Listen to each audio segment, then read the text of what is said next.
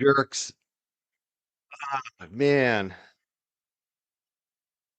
this is a show that I've wanted to do for a while, but I'm a little nervous, I gotta say.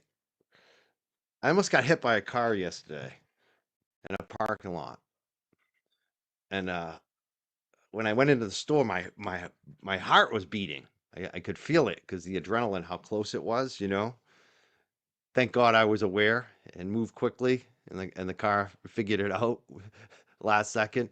But I feel a little bit like that right now. I can feel my heart beating because the show today, and I just checked out that a bunch of you were waiting, and I'm a little late, and I got a lot here for you, and I don't know how much I'm going to go through.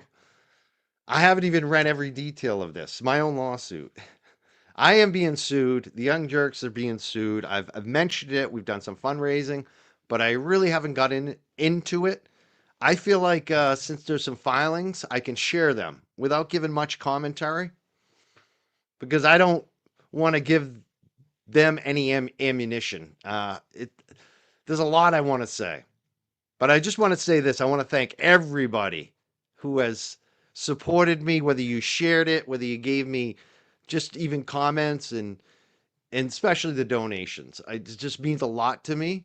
And I can't even tell you, never mind to my heart, but just due to the fact it makes a real difference here. And I want to explain that today too for people that don't know. Because I am Money Mike, and I know it's like, hey, this guy's asking for money, and we just call him Money Mike, right? But the truth of it is, this lawsuit is very expensive, very expensive. I'm getting $10,000 bills every month, and it shouldn't be, but it is. And I need a major attorney, which I do have. I have like the best attorney you can ever have for this, but it's not cheap, and it requires a lot of work. And I'm going to show you some of the work that he's already put into this and kind of you'll get an idea of what this is about without me commenting too much on it.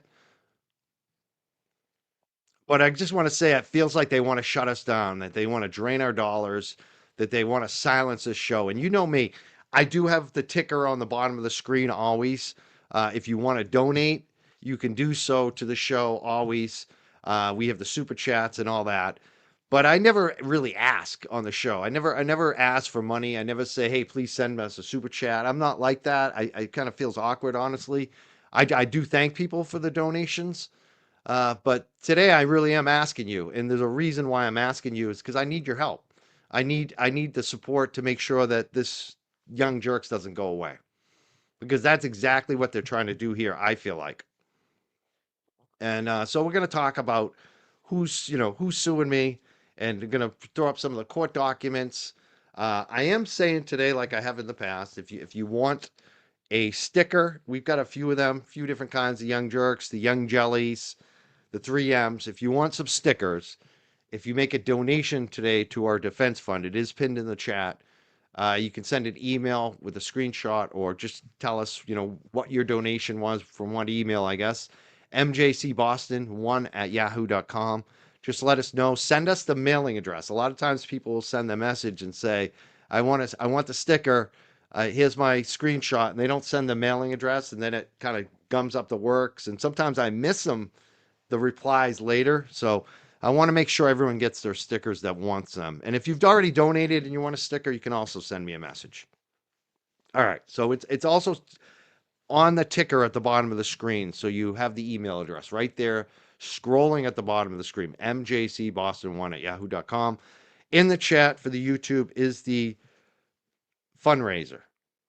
And I got to say, like, I really do need the support. And the reason why is because if you run out of money and you can't defend yourself, what do you do? And that's what they're hoping for here. They're hoping that I give up. And honestly, it would be much cheaper to give up. With what we've already raised and spent and the bills that we have, it would have been easy just to say, you know what? Let's just put this away. And especially considering knowing this dude is suing me for $500,000, number one, for people. And it's complicated. It is complicated. There's a lot of different things that happen and issues and timelines. And So that's why I need the best attorney, someone that understands what's going on. And it took him a little while to figure out what was going on. He had to do his research. And I can show you the bills. We can figure out a way to show them, I'm sure. But they have it down by the hour. I'm also going to offer too, if we raise a bunch of money today, some trolls have been coming after me for my high school wrestling and college wrestling talk on here, I guess, and how I'm proud of it.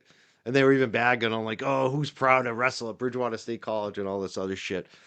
And some of them have actually been like so obsessed, they're actually looking up my shit and they're calling it out and they're questioning my bona fides. So today I figured, since I got my brother is also was a great athlete, a great wrestler. I would say I was probably better in high school, but like probably like the moment he was a senior or on, even though he didn't wrestle in college, I would say he was better. Like he would kick my ass. He's bigger and stronger.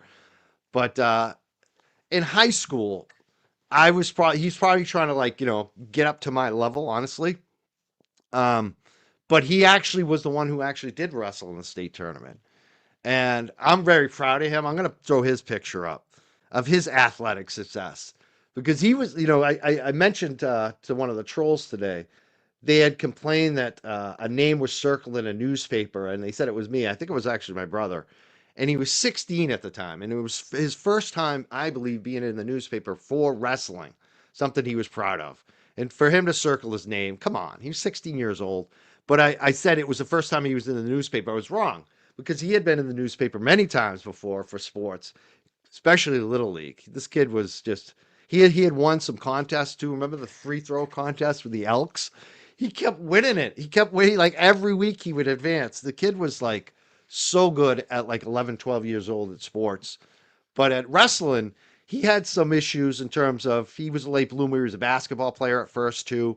And like me, the difference between me and him is he was actually good at basketball. I got cut from the JV basketball team. And I finally got mom to sign the permission slip. And then Sean ended up wrestling later too. And Sean got sick his senior year. And I think he took fourth place in the Cape Ann League tournament, which was kind of a disappointment, honestly. But the kid that won the tournament, who unexpectedly won the Cape Ann League tournament from Pawtucket, who was a good wrestler. They had a bunch of good kids at 160 that senior year, my brother was. And my brother took fourth in the league tournament. But the next week at the sectional tournament, this is the league champion. And here's my brother giving air to this kid. This was in the Lawrence Eagle Tribune. They put it in their newspaper. And my brother defeated the Cape Ann League champ at the sectionals. And this was where my brother ended up in the state tournament after. And it was such a huge victory. And I don't know if the picture shows it, but I was right freaking there. I was just, and that's the thing about sports. Like people talk about like the Celtics and the Bruins or the Patriots. I don't even like to go to that stuff. If I was going to any sport, it'd be like a high school, college sport, high school wrestling especially. I just love to go. And this was like one of the best moments ever to see my bro come back and just fucking destroy. This kid went from champ to slammed on the mat. My brother beat his ass. It was just, and he's a good kid. Both of these guys, I guarantee you if they see each other, they are friends to this day. Air Crawford. Yeah, actually they did. In the caption, I don't think you can see it on the screen. They do call it Air something. I have to look that up. Maybe I can pull it up on the phone. It seems like it's cropping out with a banner. Let's move the banner. Does it say? No, it doesn't say. But it did say something Air in the caption, and it had both their names. And so I have a bunch of clips, a couple pictures from my wrestling days, high school. We were at our peak. Like you'll see the clips like almost every time you're going to see Mike Crawford pin in the first period. I pinned somebody almost every time. There was one match where my boy, we had this this dual meet tournament where we got in the finals in the dual meet. We kept winning and we got up against Franklin, and Franklin was nasty. And I actually got friggin' pinned. I got pinned by Dan Kalachi. And my coach was kind of disappointed, I could tell. But at the end of the year, my coach recognized that the only people I lost to Ended up all three sectional champs, two of them state champs. And the only one that really outclassed me, the only one that I felt like, holy fuck, was that kid Dan Kalachi. He was a friggin' amazing. The other state champ I lost to, Dan Hanlon, he won my bracket my senior year, and we had a close match at Lowell's. And he had the experience on me. That was the thing that I was, and my bro too, is we were always catching up. We were only 2-year wrestlers. We only wrestled junior, senior year. We didn't wrestle in junior high. We didn't even wrestle freshman, sophomore year. Our mom wouldn't let us. She got talked into it later. So we were always behind on the technicals and the experience. But I felt that's why I felt like towards the end of the year is when we were peaking because we were getting that experience. And we did wrestle in the summer as well. We had the best coaches. We had the best friggin' coaches ever. But I'll probably talk more about that today. But right now, let's get off the wrestling stuff. If we get a lot of fundraising, I may show some more wrestling stuff. Let's talk about the lawsuit while you're all here, right? Is anyone turned off by? Oh my God, we got 600 people here. Awesome. Thank you so much. Yeah, wrestling is great. And I mean, I got to say, there is a lot of injuries. I did get concussions. I did have many knee surgeries. I'm in awe of the dudes like when my brother and I like 20, 21, 22 when we were really at our peak. Like and I had stopped wrestling in college because of the knee, but I would still go to the open mats. I was coaching. Even like my early 20s, I was coaching at that point. We'd be wrestling these 50-year-old dudes from Timberlane, Barry Chuligan and his assistants. And it would just be like, how the hell I couldn't do what they did I'm not the same age they are now. And there's no way I could do that. No way I could wrestle a top college kid for 2 hours. No way. Because the body, my body didn't hold up. But I was great at that moment. I'm lucky I got that senior year. Even though I got disqualified my last match and it shortened my season, I didn't get to see how I really would have stood up. I did get to win a tournament, the Timberlane Invitational, which was amazing. I got to the finals of the Cape Ann League Finals, which was amazing. I won a shitload of matches for our team throughout the season. I got the most outstanding wrestler on the team award. But I feel even blessed to get all of that, even with the disqualification and not getting to wrestle in the States my senior year, which killed me.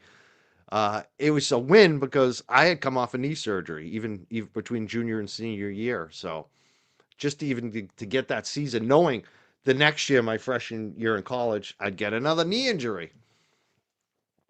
So sometimes it's a blessing you even get the year that you did, And that's pretty much it for me.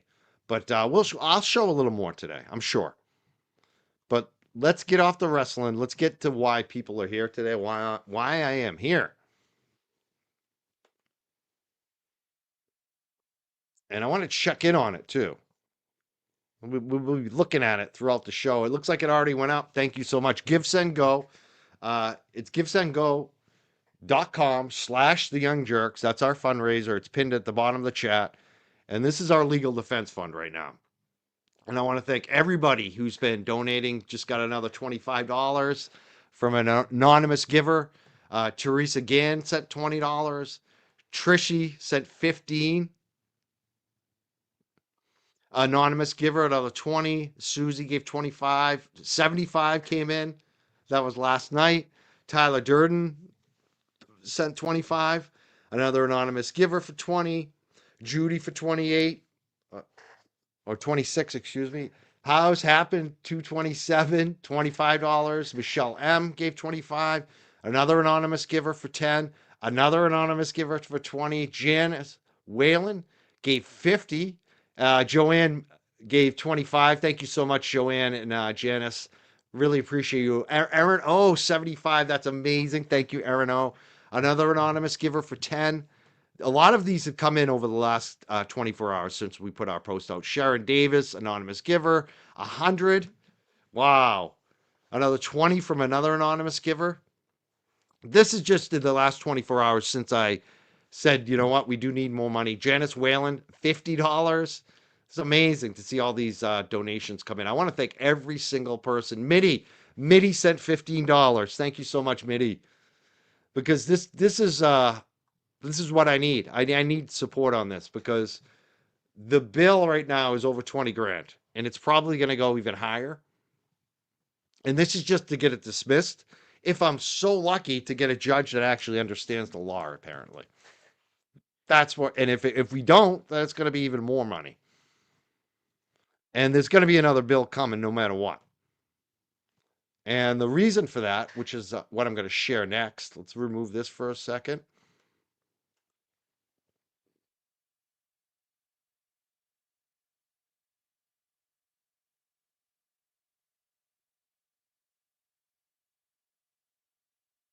And what I'm not going to do is I'm not going to share the entire complaint against me.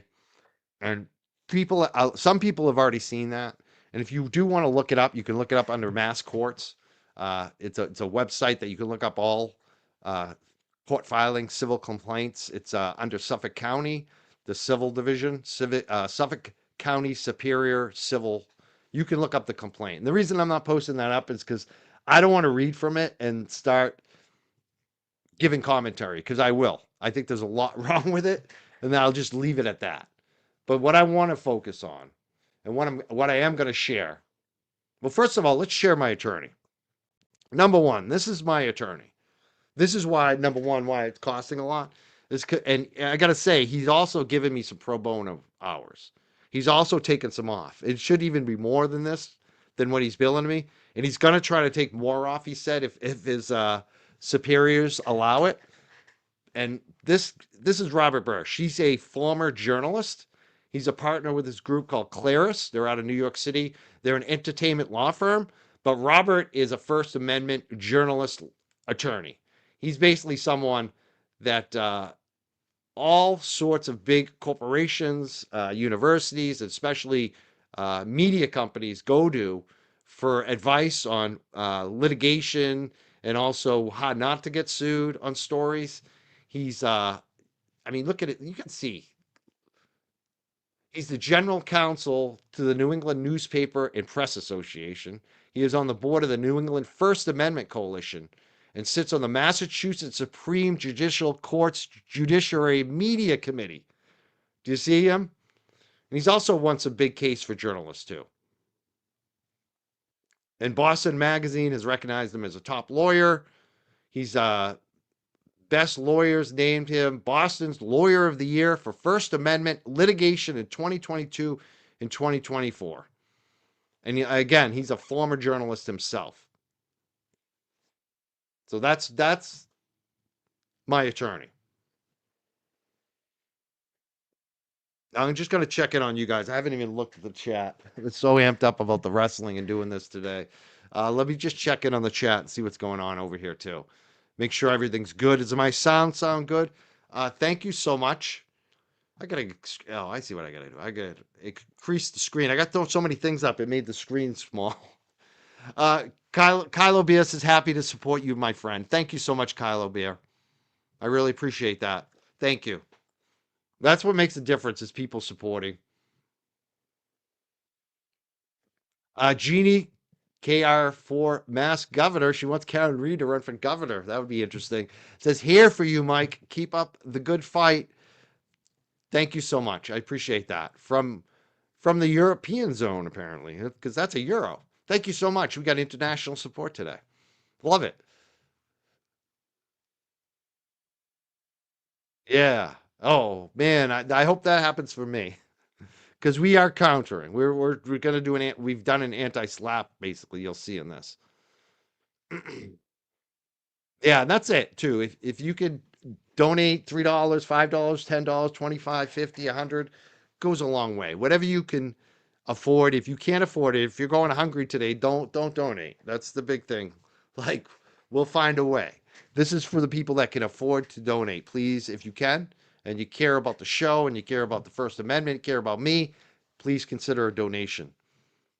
And all those small donations add up. I mean, that's how we're here right now. That's how we have 11,000. And I got to say, we've raised, I think, almost 1,000 in the last 24 hours. Oh, you say my hair is on point today? Thank you. It's funny because I was about to take a shower and I was like, you know what, my hair looks good right now. If I take a shower, it'll mess it up. I'm just not gonna. I'm getting vain. I'm not taking showers for my vanity. Look at that. Punk rock Mike now. All right. So this is my attorney, top dog, perfect guy for the job. He's Boston. He's respected. Remember when Boston Magazine had to hire an attorney in the Karen Reed case to try to keep their reporter notes out? They hired him. This is who they hired, Robert. He's highly respected. All right. So a couple more things I'll share. Let's take this off the screen. 1 second here. I'm going to just check the super chats a little more. Not the super chats, the regular chat. You want to know who's suing me? We're going to get to that in a second. We will get to that. Basically, some people think it's Grant Smith Ellis. It's not Grant Smith Ellis, but Grant Smith Ellis is connected to these people. I will say that. Okay, my sound is good today. Good. Oh, thank you so much. I love this. This is what I want to see. Thank you so much. I really appreciate that. Craftastical. Thank you.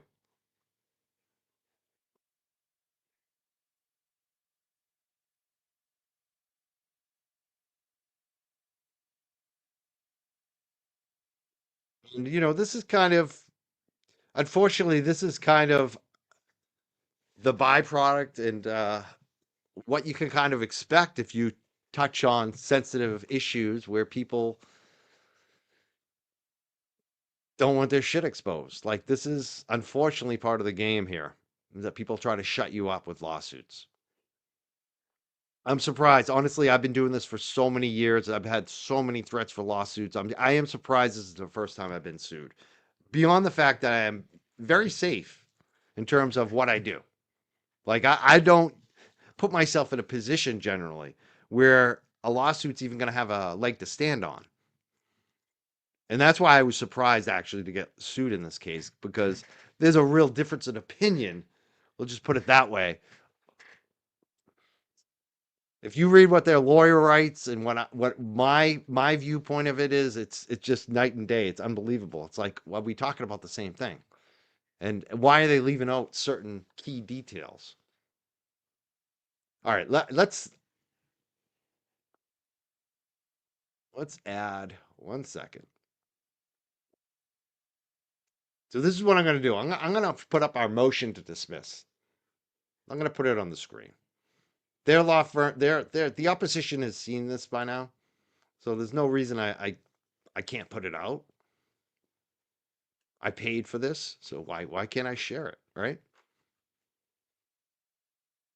Seeing that? Okay, let's increase the size. And this is where your money's going. This is where all of our money's going. The donations and the check I'm writing today. Commonwealth of Massachusetts Superior Court. Harry Gene Jakes is the plaintiff. That's who's suing me. And he's suing 3 people: Maurice Strigger, Say Samora, and Mike Crawford. And if you notice, Maurice Strigger, Say Samora at the top, they're the ones, if you read the complaint, basically the top 2/3 of the complaint, it's all about what they did, allegedly. And then at the bottom, he comes after me. And basically, these 2 guys, Maurice and Say Samara, came on my show to talk about an incident that happened at the Heinz Convention Center. And there's video of it. Some of you may have seen it, but I'm just going to read some of this. Defendant Mike Crawford's motion to dismiss pursuant to Mass R. Civil, blah, blah, blah. So this is our defendant Mike Crawford respectfully moves an order dismissing plaintiff's complaint. As grounds for his motion, Crawford states that the plaintiff's claims against him are based solely on his legitimate exercise of his right of petition under the Constitution of the United States and the Commonwealth of Massachusetts. As grounds for his motion to dismiss for failure to state a claim, Crawford states that the language plaintiff Harry Gene Jakes claims to be defamatory constitutes instead protected statements of commentary, speculation, and opinion about a public figure in a matter of public concern. Finally, Crawford also states that the plaintiff cannot plausibly alleged necessary elements of a libel claim, including that Crawford made false statements of facts with knowledge of their falsity or reckless disregard for the truth. And I stand with this right here.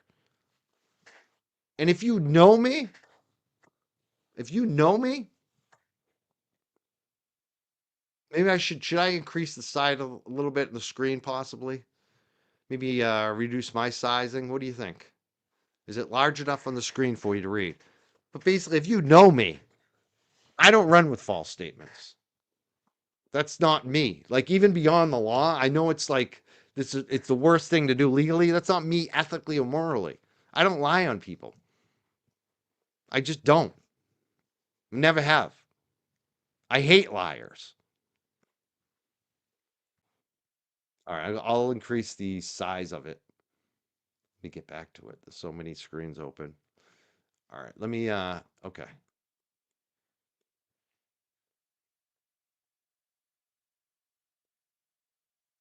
All right, here's the factual background. This crisis arises out of an apparent feud between two competing factions of the cannabis business community in Massachusetts. Plaintiff is the founder of the Big Hope Project, an organization which was created to help minority-owned businesses navigate the state approval process and start up the cannabis-based businesses. Two of three defendants are staunch critics of Big Hope. Plaintiff derides, so it's basically giving you the background about what's going on with Maurice, Say Samora, and the Big Hope projects.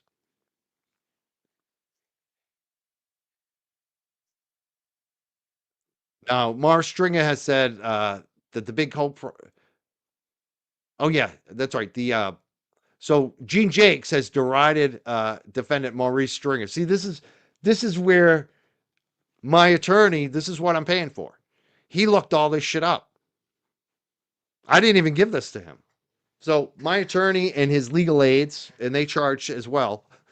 They're looking into this and they're writing this up. And this is what he found that the defendant said about Mars Stringer. Actually, he said that Mars Stringer is conducting has engaged in conduct that reflects a broader trend within the cannabis community where capitalistic motivations overshadow the collaborative and equitable principles that should define the industry.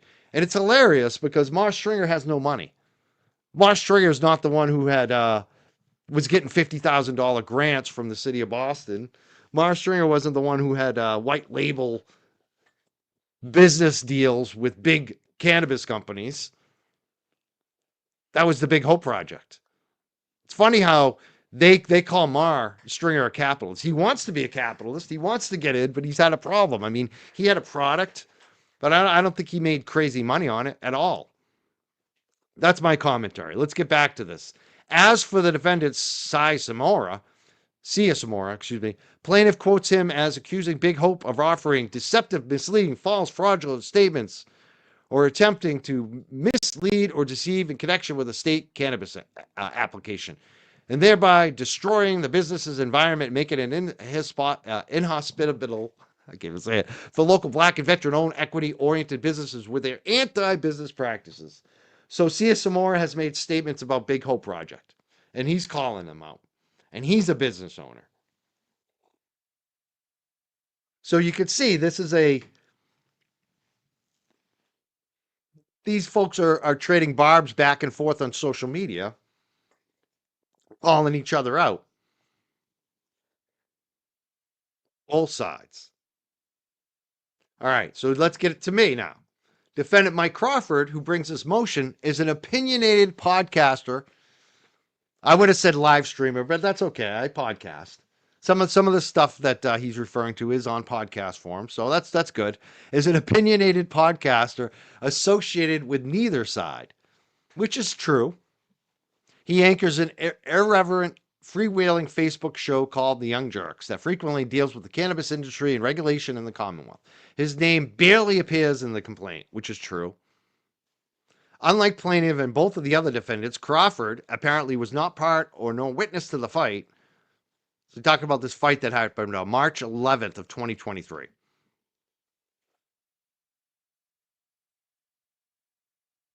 And this is important. So, like in my motion to dismiss there's many things I disagree with, and that's what I don't want to get into today. There's so many things I disagree with in that complaint. But my attorney is basically writing a motion to dismiss to get it dismissed and not to go through every detail of the complaint that's wrong.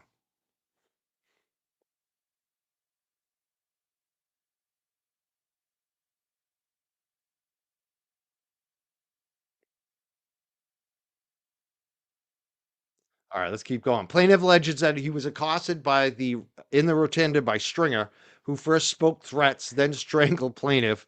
He further alleges that his brother David Gene Jakes tried to intervene but was punched by Stringer. Plaintiff says he pulled Stringer off of David until Stringer pulled out a pocket knife and attempted to stab David with a wild lunging motion.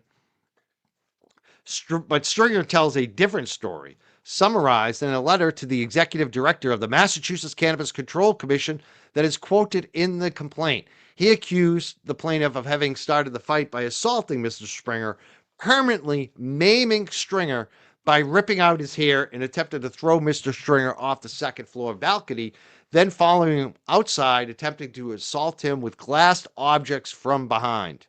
Stringer went on to allege that the co-defendant Samora was also attacked as he tried to enter the convention center.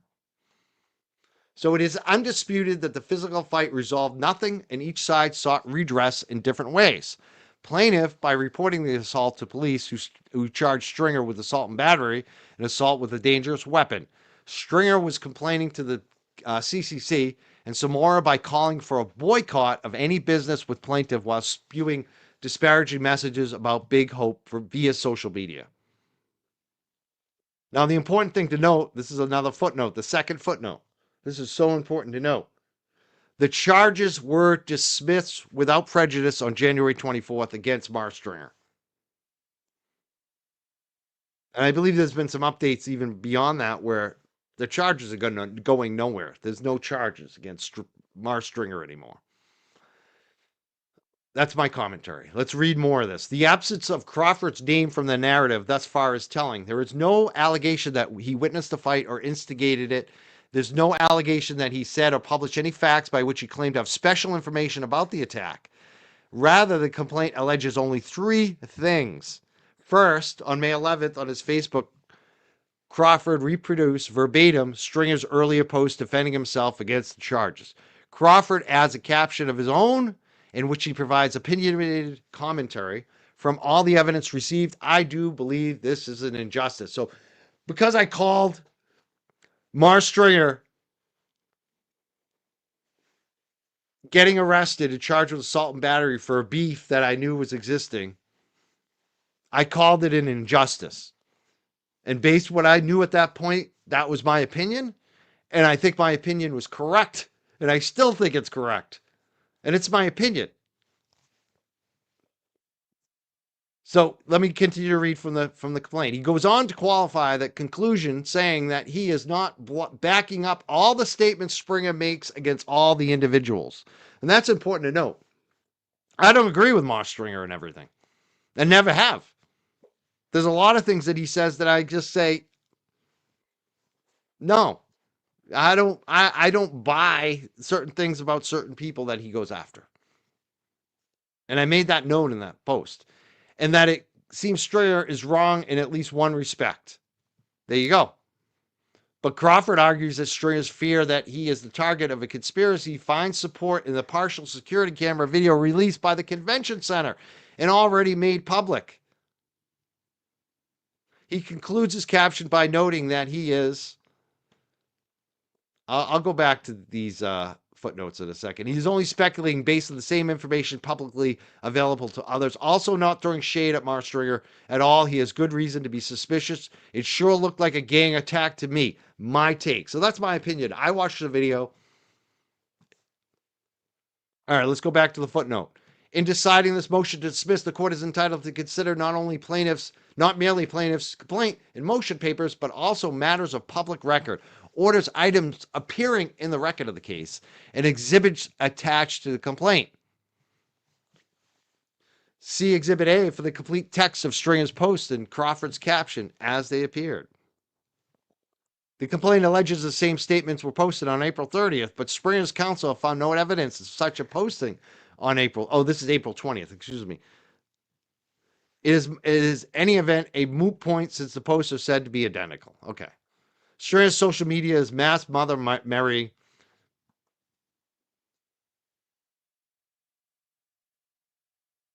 And in that post, Stringer urges readers not to simply stand aside and chalk it up to black on black violence.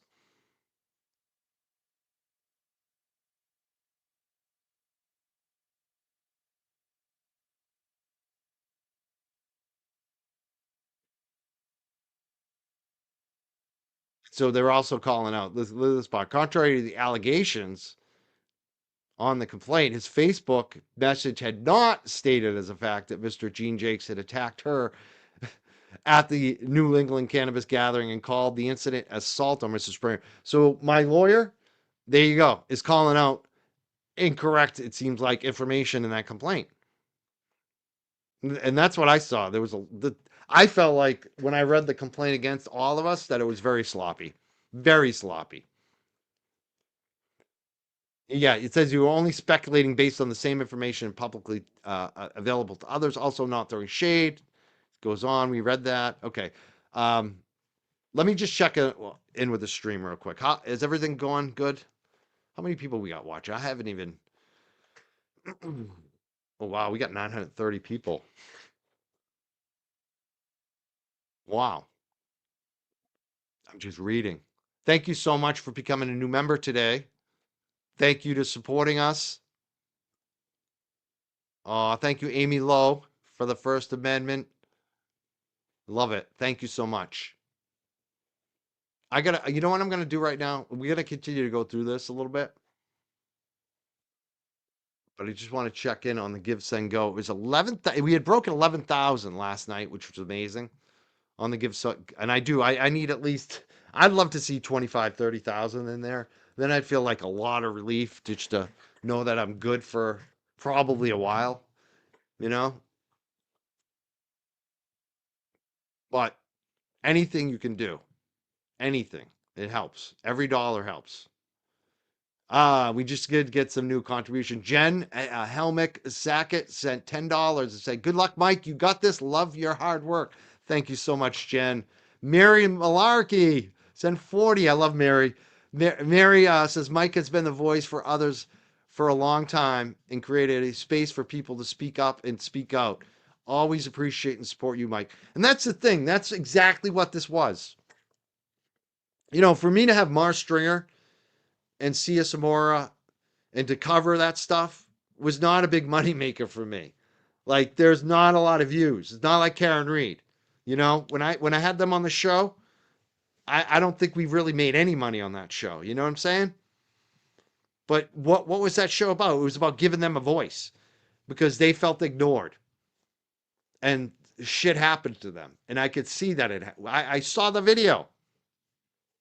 So to have them on the show and to have especially his wife, Cynthia, she was so powerful. And that's what this is about. Don't let them silence a platform for people who are don't get their voices out. Maury of Alessi sent $25 and said, "All my best, Mike, from a proud jerk." Thank you so much. Anonymous giver. Holy shit. Holy shit. Holy shit. Oh my God. 500. We just got $500, people. Sending support from Iowa. Iowa. Oh my God. The Hawkeyes. That's like the best wrestling. Dan Gable. Greatest wrestler of all time. We just got $500 from Iowa. I love Iowa for wrestling, specifically in Dan Gable. I got to say, the greatest wrestler of all time lost a match. And that's the thing about wrestling. Even the greatest wrestler will lose eventually. Like, you don't win every time. You just don't. And you got to learn to deal with the defeats. That was a tough thing for my senior year. So I started winning and I wasn't losing. And I started getting in my head, like, what happens if I lose? You know, you get whacked out. It starts whacking your head out. You get afraid of losing. You got to learn to lose. You got to learn to come back from the losses too. Oh, thank you so much, everybody. That's amazing to see the donations come in. All right. Thank you.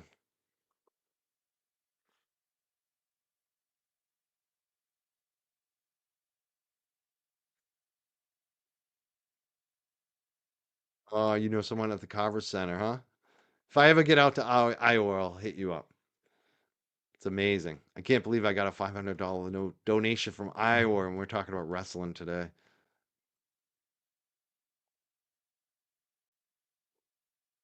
Yeah, we do get the super chats and the all of that. We do. But they, YouTube takes a lot of it. Some people say 30%. I think it's more like 40, 50%, honestly. They take a lot. And then we have to pay taxes on it too. To report it, you have to obviously pay your taxes. Um, on the Give Send Go, and like I said, I'm not a tax attorney. I got to figure this out at the end of the year. This year, usually I file my own taxes on TurboTax. It's pretty easy to do, but I think this year I'm actually going to have to get a tax accountant that understands. But one of the lawyers I was talking to, I asked him about the Give Send Go, and he said technically you don't even have to claim taxes on the Give Send Go because they're gifts. That's the difference between YouTube. That's considered a product. You're buying a product, basically a super chat. You get acknowledged or whatnot. And so there's a taxable income on it where Give Send Go might not be because you're basically giving me a donation. If there's any tax paid, it would be from the donator, and that's only, I think, over a certain amount. You have to be a very large gift. So anyone giving like $25, you have no worry, or $100, you have no worry. But so I think, and it's definitely more efficient in terms of knowing what it's going to. If you want to support my First Amendment fight and make sure it goes to the legal expenses, the best place is right to that GoFundMe. And they take much less money than YouTube. And I think, like I said, I think it's tax free for us too. So, which is good, you know. And like I said, any legal expenses I'm paying, I'm hope that's why I'm going to talk to an attorney this year. I'm going to make sure that I get to write those off of my taxes that I pay. That there's a difference between you guys paying and me paying. So let's get back to this. And if there's any questions or comments you have, you can definitely ask today, but you probably have to repeat them a few times because I am looking at documents. It's hard for me to do two things at once, but I appreciate everything that you guys are doing today. 978 here. Wow. All right, let's get back to this. I don't even know where I left off. I'm going to take a quick sip of coffee. Hold on one second.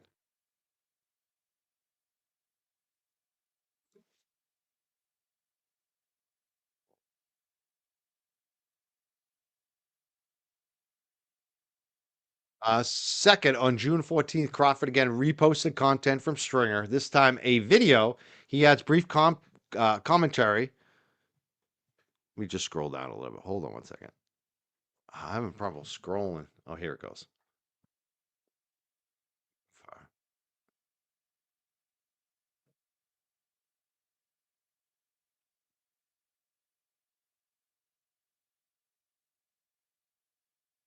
All right. He speculates that an edited video just produced by plaintiff's team does not appear to match the convention center security video obtained by Stringer.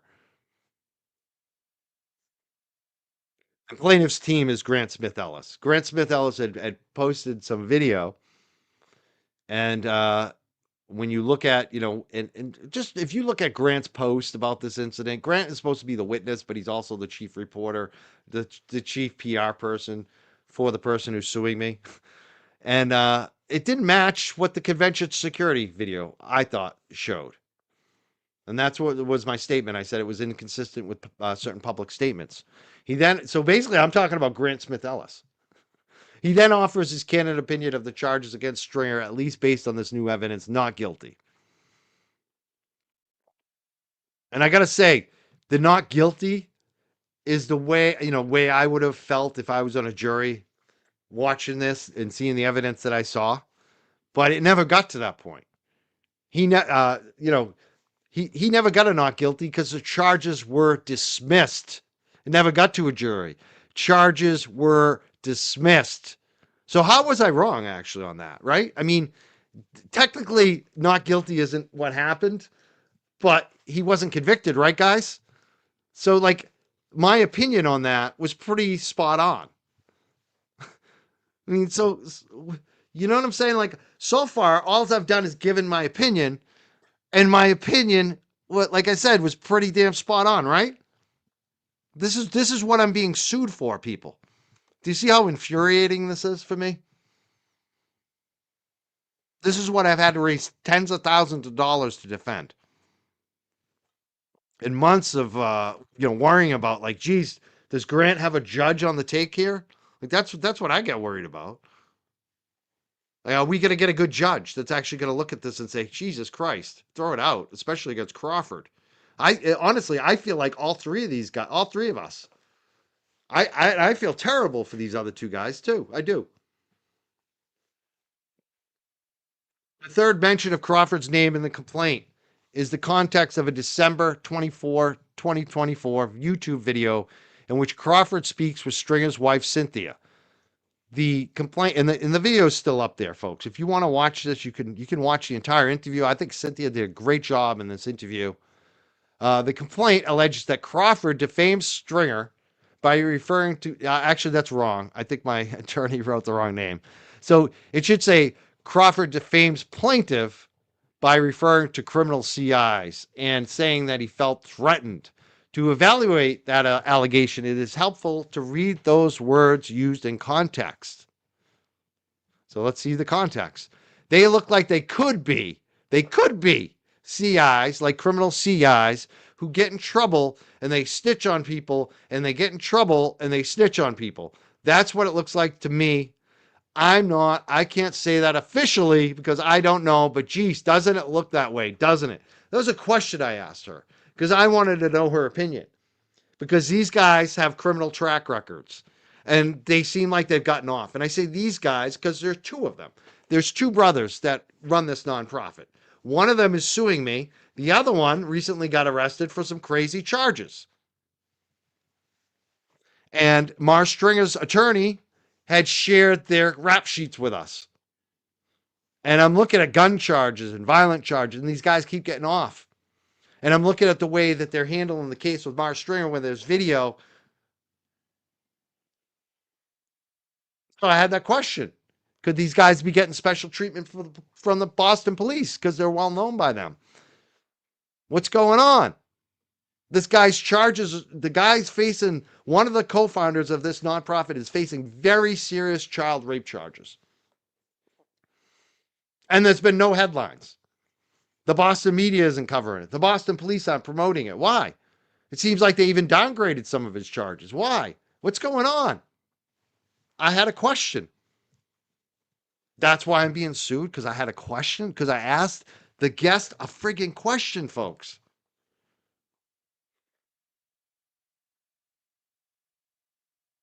Is that crazy? Do you believe I'm being? Have you ever heard someone being sued for asking a goddamn question of a guest?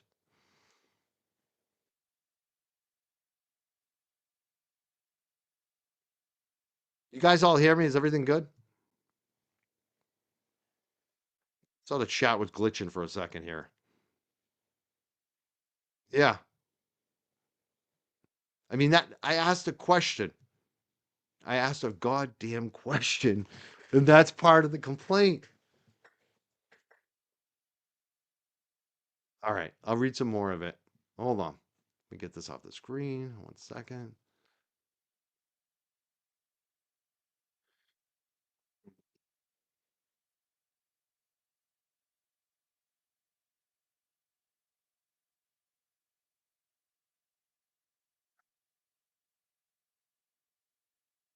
I realize I'm on the wrong memo too.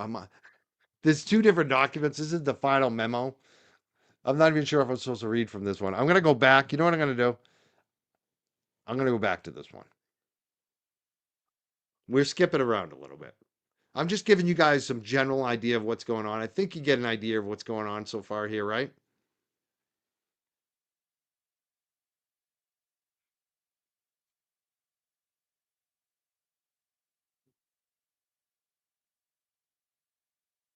Actually, I think I was on the right one. Hold on. All right. No, this is the right one. All right.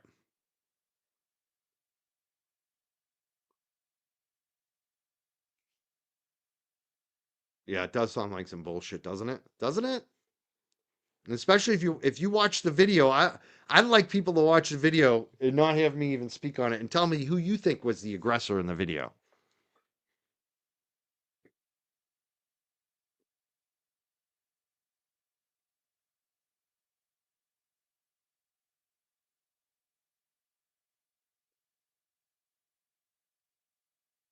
Yeah, yeah, it's so funny. This is what I love about my lawyer.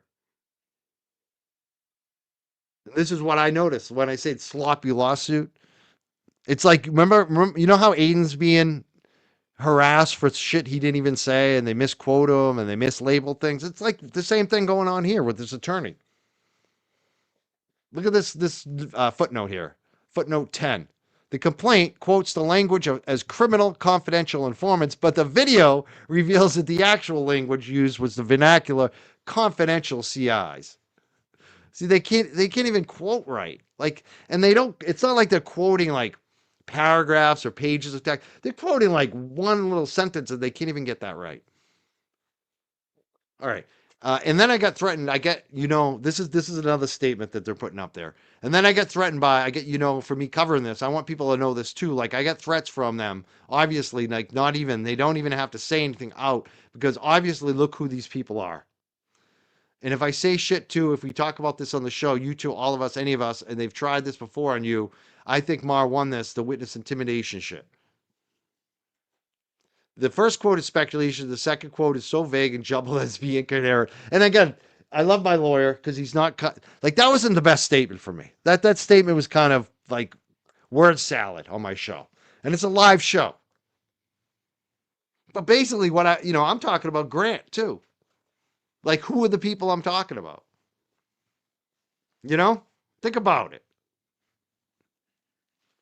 And and I got to say that there is a political hierarchy. Like there's a bunch of people who supported this nonprofit big hope project. Let's just put it that way. You don't just get a grant from the city of Boston being a nobody. You don't. Mayor Wu doesn't take a picture with you with that big check if you're a nobody, right? So who's backing them? So there you go. The first quote is speculation. The second quote is so vague and jumbled as to be incoherent. Exactly. This is what they picked out. Plaintiff alleges that those three scenarios where Crawford's name appears in the complaint raise the viability of his defamation and other claims above the legal rank of rank speculation. And basically, that was a lot of speculation right there. Crawford, the Young Jurks YouTube host and a irreverent commentator, respectfully disagrees. And here we go. Plaintiff's complaint against Crawford is meritless SLAPP claim, which this court must promptly dismiss with an order of attorney fees to Crawford. I wanted my money back. That's what that means.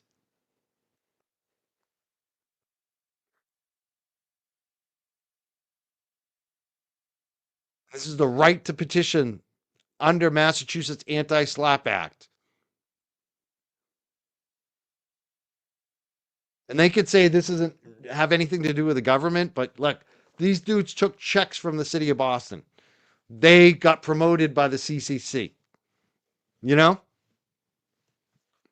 Under the Anti-SLAPP Act, and that's what the Anti-SLAPP in Mass is not strong from when I see, but it is there if there's a public participation government angle on it. And I'm no, like I said, constitutional lawyer, but my lawyer feels pretty strongly about this, or you wouldn't be putting it in writing. Under the Anti-SLAPP Act, in any case in which a party asserts the civil claims against said party are based on said party's exercise of the right to petition under the Constitution of the United States and the Commonwealth. Said party may bring a special motion to dismiss.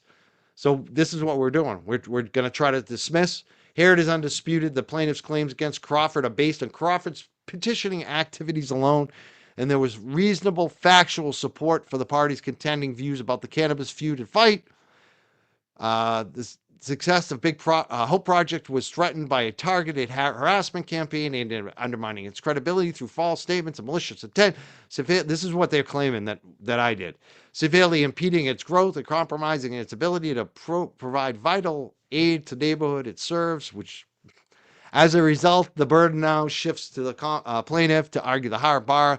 that Crawford's exercise of his right of petition had no factual legal basis.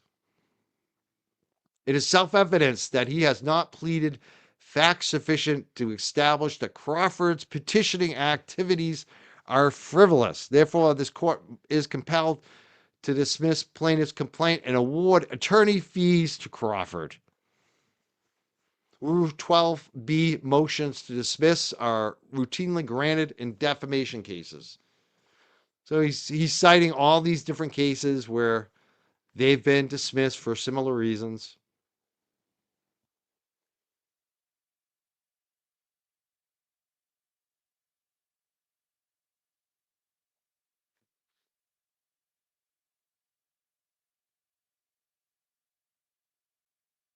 Look at all these cases he cited. This is why I have this attorney. He knows his stuff. Look at, you see how many cases he's citing? Oh, here's the next statements on me. Here's plaintiff's claim against Crawford must be dismissed for failure to state a claim because Crawford himself did not make any statement of fact about plaintiff, let alone any statement defamatory or plaintiff. And that's the other thing too. Like beyond what my attorney is stating, what he's showing, which is perfect, by the way. Half the time I didn't even say who I was talking about. Like that jumbo statement. Like who the hell was I talking about? Was I talking about his brother? Or was I talking about him? Or was I talking about the group behind him? Or was I talking about Grant Smith Ellis? Do you know what I'm saying? So there's a lot of that. Like even at parts where which one am I talking about? And there it is right there. And as bold as you can say it, Crawford did not himself make any statement of fact about the plaintiff. I had questions and I had some mumbo jumbo that they're quoting. I mean, that's how, let alone any statement defamatory of the plaintiff. Any statement he did make was not false. Yeah, I didn't make any false statement, but instead was an expression of opinion on known facts. He indisputably did not act with knowledge of the statement's falsity or reckless disregard for their truth or falsity. And that's the thing. I never would do that. And as a matter of law, he is shielded from liability for reposting on his own social media channels content created by third parties without his involvement. So basically he's saying, the repost too of Mar, you can't even hold him for that either. You can't hold me for that. As a matter of law, Crawford cannot be held liable for the content of third-party postings that appear on his site.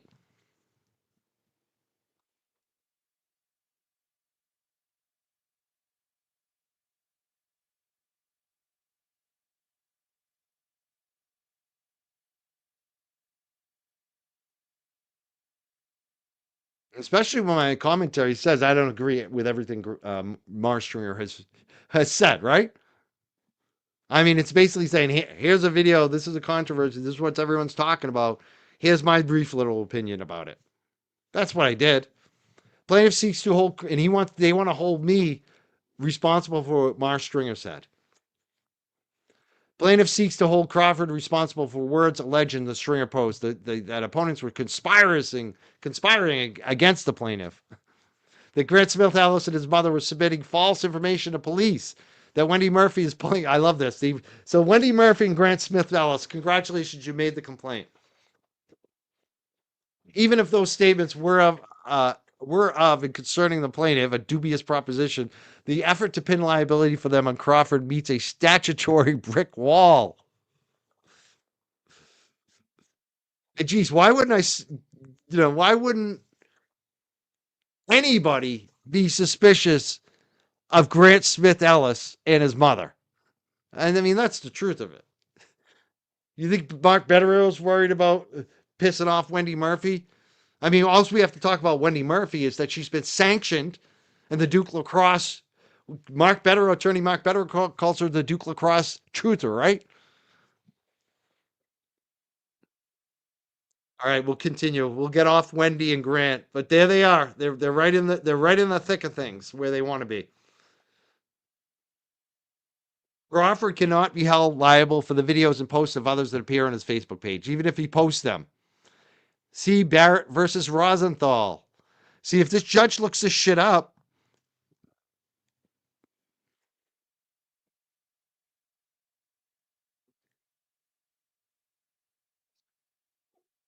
Crawford is the user of an interactive computer service, and Stringer's comments originally posted elsewhere are information provided by another information content provider. Information provided by another information content provider is the content of the communication. Thus, Section 230 bars holding Crawford responsible for what is contained in Springer's words. I mean, if this, think about this. How many times does the New York Times, cite the Boston Globe and if it turns out the Boston Globe's reported bad information, you got to sue they're the same company, so that's a bad. Actually, I'm not even sure if they're the same company anymore. They were at one point, but you know what I'm saying? Like this is insane. This is insanity. My attorney's quoting why this shouldn't pass muster. And that post, Stringer urges readers not to simply stand aside and chalk it up black on black side violence. Contrary to the allegations of the complaint, his Facebook message had not stated as a fact that Mr. Jane Jakes had attacked her. So again, quoting misstatements here.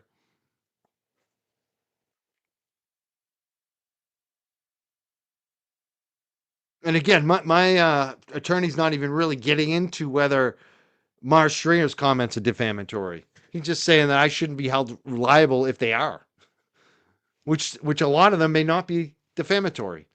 They may be true. Hint, hint. Plaintiff's claim must be dismissed because he is a public figure and has not alleged actual malice. This is big. The plaintiff is a public figure. He got money and grants from the city of Boston imposed with the mayor of Boston.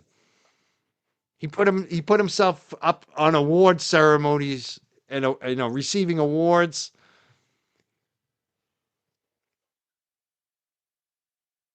There it goes. Plaintiff virtually concedes that he is a public figure for purposes of the defamation law.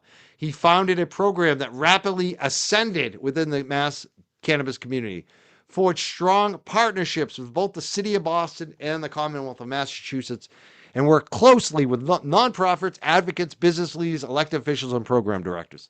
And this is why we have a right to petition, because we felt like the state has sanctioned these guys. And we're hearing bad behavior, right? So we have a right to look into it and discuss it. In recognition of his work, he has received citations from former Governor Charlie Baker and the Massachusetts State Senate through Senators Lydia Edwards, Liz Miranda, and State President Karen Spilka. Wow, they're bipartisan. They got Charlie and the leading Democrats in the state to love them. He claims he is a leader in the industry and a formidable contender for national influence. I wonder if people are going to look up his criminal record if he's up for that. Ever since 2021, he has been nominated for the most prestigious cannabis conference on the East Coast, NECANN, in every category. You know what? That's a false statement. That's a false statement. As somebody who has actually booked that event in the past and actually been nominated every single year for that award show, I won 2 of them, by the way. I won 2. The conference we're talking about, I won these 2 awards from them. I've been nominated every single year. Nobody has ever been nominated in every category. That's again an outrageous. It's funny how many false statements are in their complaint. That's a false statement in every category. Now, he may have been nominated every year since 2021. I don't know. But he definitely hasn't been nominated in every category. He wasn't nominated for the Lifetime Achievement Award that I was nominated for with my best friend Michael Malta, who actually did win that award. He wasn't nominated for that award, the last New England Cannabis Convention award show. And it was the last show. And I have a feeling it was because of this incident that happened at it with these guys. So I wonder why he doesn't note that it was the last award show ever. I wonder why it was the last award show for the New England Cannabis Convention. I wonder why they stopped doing it. As a public figure, plaintiff cannot prevail on a libel claim related to his business unless he alleged with factual support that his defender acted with actual malice, knowledge that his statements were false or unaltered, reckless disregard.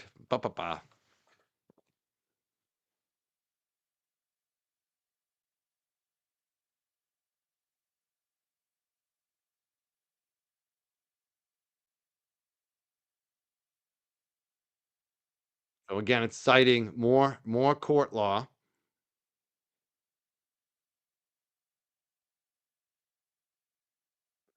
Plaintiff also fails to state a defamation claim because Crawford's utterings are opinion and fair comment about a public figure in a matter of public concern. Putting aside the question of actual malice, it is established on Rule 12b-6 motion a prelim question for the court. A question of law is whether the challenged language can reasonably be read as stating a fact. I mean, that's the thing. How do you put? I'm asking Cynthia a question in the video, and you're stating that as a fact. I asked her a question. And I think I'll have to go back and listen to her response, but I think her response was like, I don't know. What do you think? You know what I mean? Like, I think her response was like, and she's not getting sued for the response to the question. So, I mean, come on. And again, who was I even talking about in some of those statements that they quoted?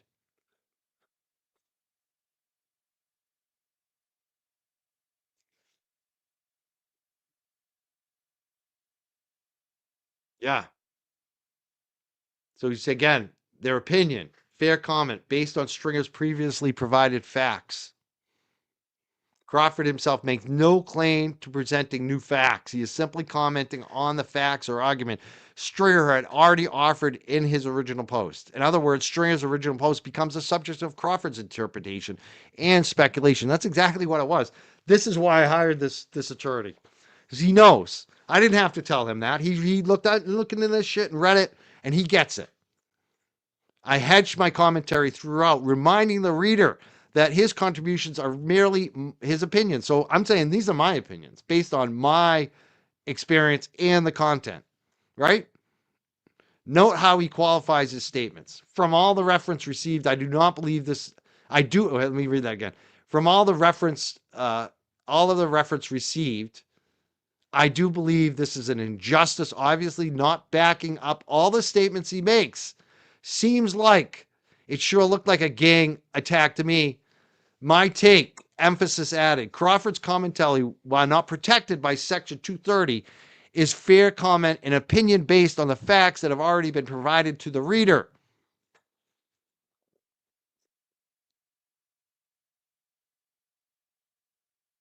Opinion commentary cannot be the basis for liability because it is to be actionable. A challenge statement must be understood as stating actual facts about an individual. That principle unquestionably excludes from defamation liability.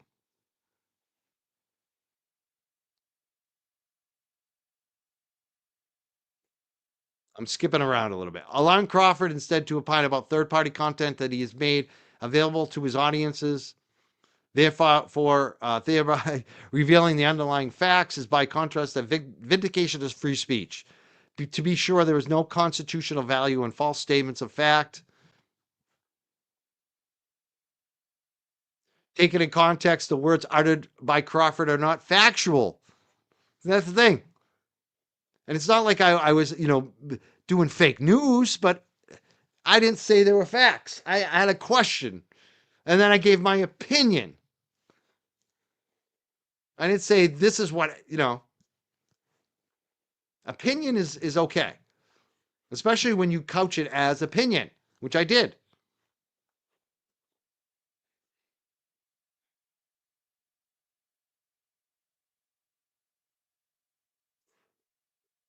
There you go, too. Crawford's comments are all made on a freewheeling social media site heavy with discussion. And this guy is claiming, I got to say, this guy's claiming a loss of income and all of this other stuff. There's a lot more that could come into play about that. But this isn't even about that. We're just saying, you know what? Let's look up Crawford's statements. Do they pass the sniff test for defamation? And you can see where this is going right here from the jump, right? It's opinion and fair comment on public issues. This is number 7. Crawford's comments in the Facebook interview with Cynthia Mompoint, it was also on YouTube, are not sufficiently specific to ground a libel claim. And the reason why he said Facebook interview is because that's what was cited in the lawsuit. They linked to the Facebook. At paragraph 41 of the complaint, plaintiff alleges that he has been libeled by 2 phrases supposedly uttered by Crawford on a YouTube broadcast. That Gene Jakes looks criminal, confidential informants, and Gene Jakes threatens him. The actual words spoken by Crawford when heard in context carry a very different meaning, or rather different meaning. They come in the course of a high-speed dialogue between Crawford and Mompoint, commenting on the conference center security video of the March 2023 assault that has been posted online by Stringer. Here is the first comment referring to a group of men entering the conference center. They look like they could be CIs, like criminal CIs, who get in trouble and they snitch on people. And they get in trouble, they snitch. We already read that, right? But even if it were this reference to CI spoken in the vernacular as an acronym, not in full words, as alleged in the complaint, so they're wrong about the quote. It is a combination of speculation and rhetorical hyperbole, not actionable as defamation. The second comment can ground in defamation claim because it is so vague to be undefinable. And then I get threatened by, for me covering this, I want people to know this too. Like I get threats from them, obviously, like not even, they don't even have to say anything, but obviously look who these people are. And if I say shit too, so I basically, you can see, again, we're paraphrasing what was already said, but this is too amorphous a characterization to be actionable. He quotes another lawsuit. So, like he said, that statement is too incomprehensible to have any meaning that matters, right? And basically, what I was trying to do there is not like even make it a statement of fact. I was just basically trying to say to Cynthia, "Hey, do you want to talk about that? Do you want to talk about the criminal history of these guys and how you might feel a certain way?" And she didn't seem to want to talk about it, so we let it go. That was pretty much it.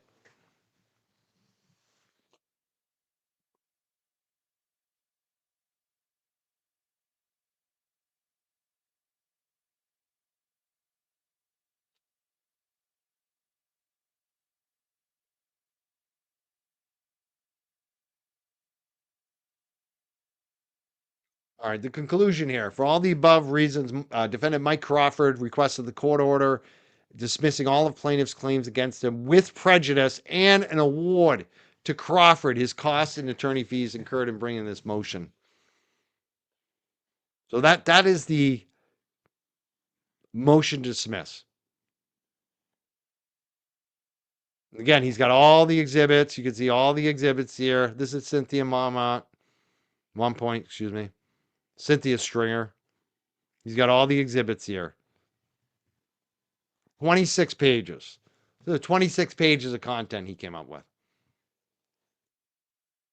Now,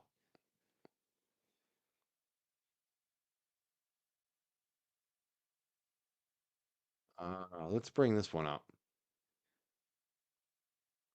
All right, this is their response to it. And I'm pretty sure my attorney, if he hasn't finished it, will be finishing it probably this weekend. The response to this. But this is his attorney's response to our motion to dismiss. Opposition to defendant Crawford's motion to dismiss and special motion to dismiss the order. Let's increase the size. Hold on one second here. It may be too large. All right. Is that up on the screen? Let's just make sure. Yes, it is. Okay.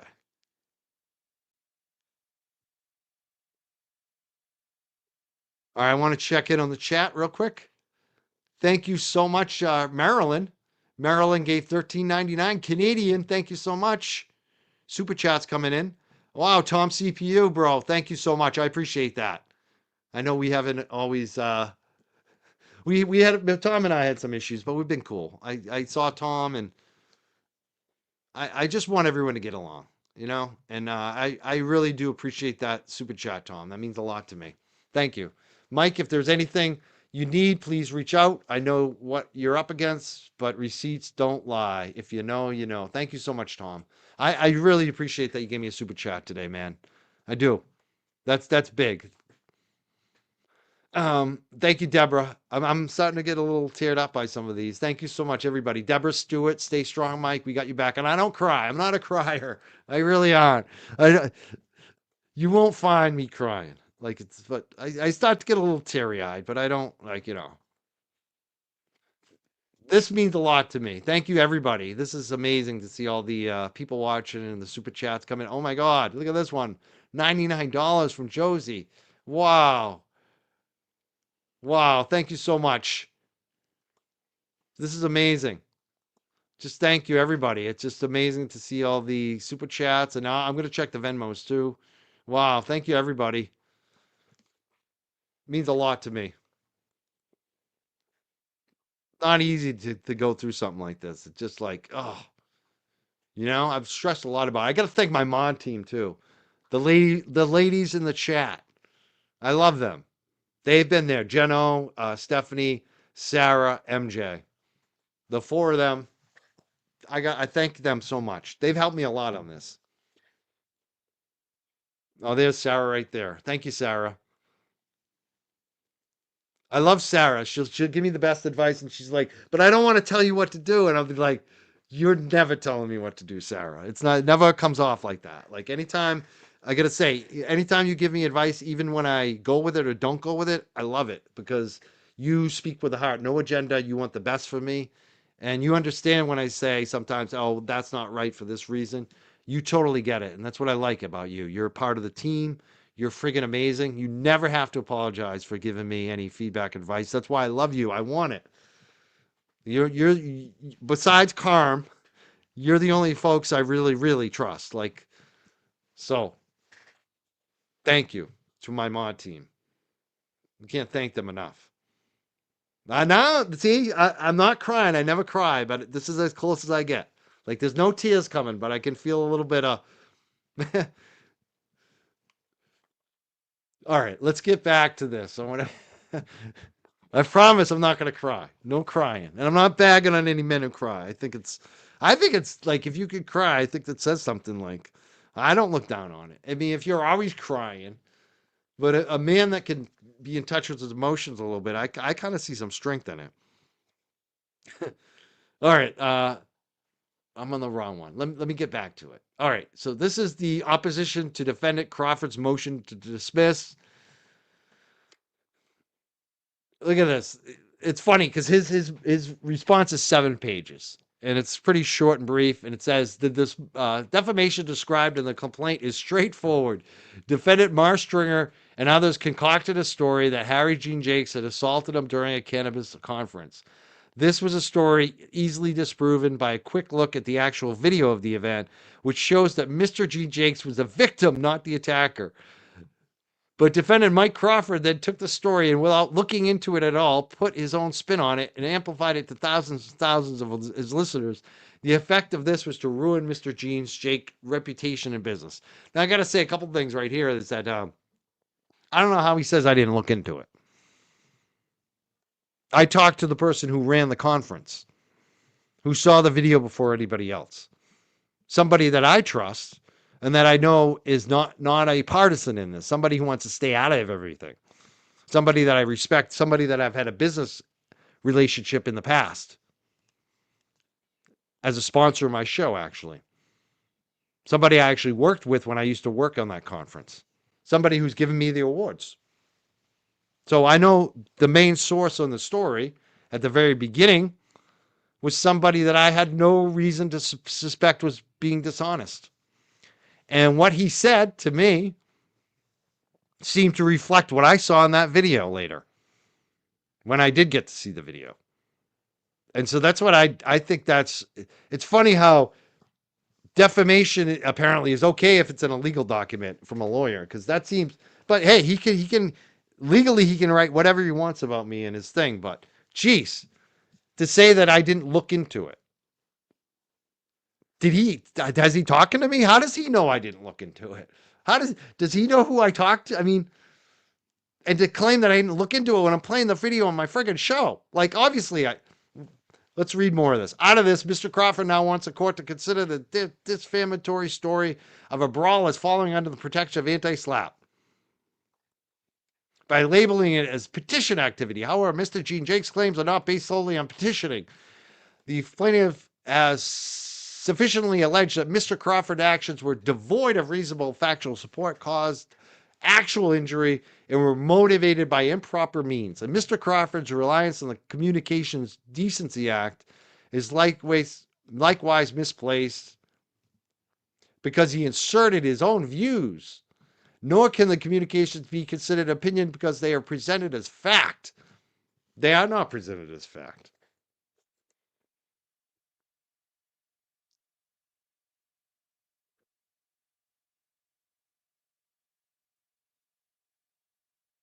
So now he's citing some court cases saying if I did defamation by fact, here's the reason why. One, Crawford made defamatory statements. Crawford republished defamatory statements made by Mass Mother Marie on multiple occasions, including on April 20th, May 11th, which falsely accused Gene Jakes of engaging in black-on-black violence and attempting. I don't even think that's what he said. He said to not simply. I think he was basically bagging on people that would just simply call it black-on-black violence. I think he was actually saying the opposite. So again, I feel like this statement right here is misquoting Mars Stringer. Again, like this attorney is either intentionally and sloppy or he's being dishonest, and I wonder why. I don't get it. Like, because what I read was that Mars Stringer was actually saying, don't call this don't dismiss this as black-on-black violence. And now he's saying that he accused Gene Jakes of engaging in black-on-black violence. It's interesting. And attacking Mr. Stringer at the NECAN gathering. Maybe I'm misreading it. Maybe it's a different statement. I'm not sure, but it seems really sloppy. These statements were presented as facts, not opinions, and were capable of damaging Gene Jakes' reputation. Again, I made statements that I didn't agree with everything Stringer said. So how can I say that everything is presented as facts, right? The statements were not protected opinion. But again, he's not even talking about, it's so funny too, because he doesn't even quote which ones. Like, which ones were statements and which ones were questions. Like, he doesn't even acknowledge the one that I straight up asked her a question. The confidential informant one was a question to Mom Point, the CI one, where they misstated even the question I asked, but their main point of it, was that a fact? Are you saying that statement wasn't protected opinion? I thought that was a question, actually. I mean, do you see? They're just quoting, but they're not actually quoting which ones. And then, this is the funny thought. Now they're claiming he's a private figure. This is freaking hilarious.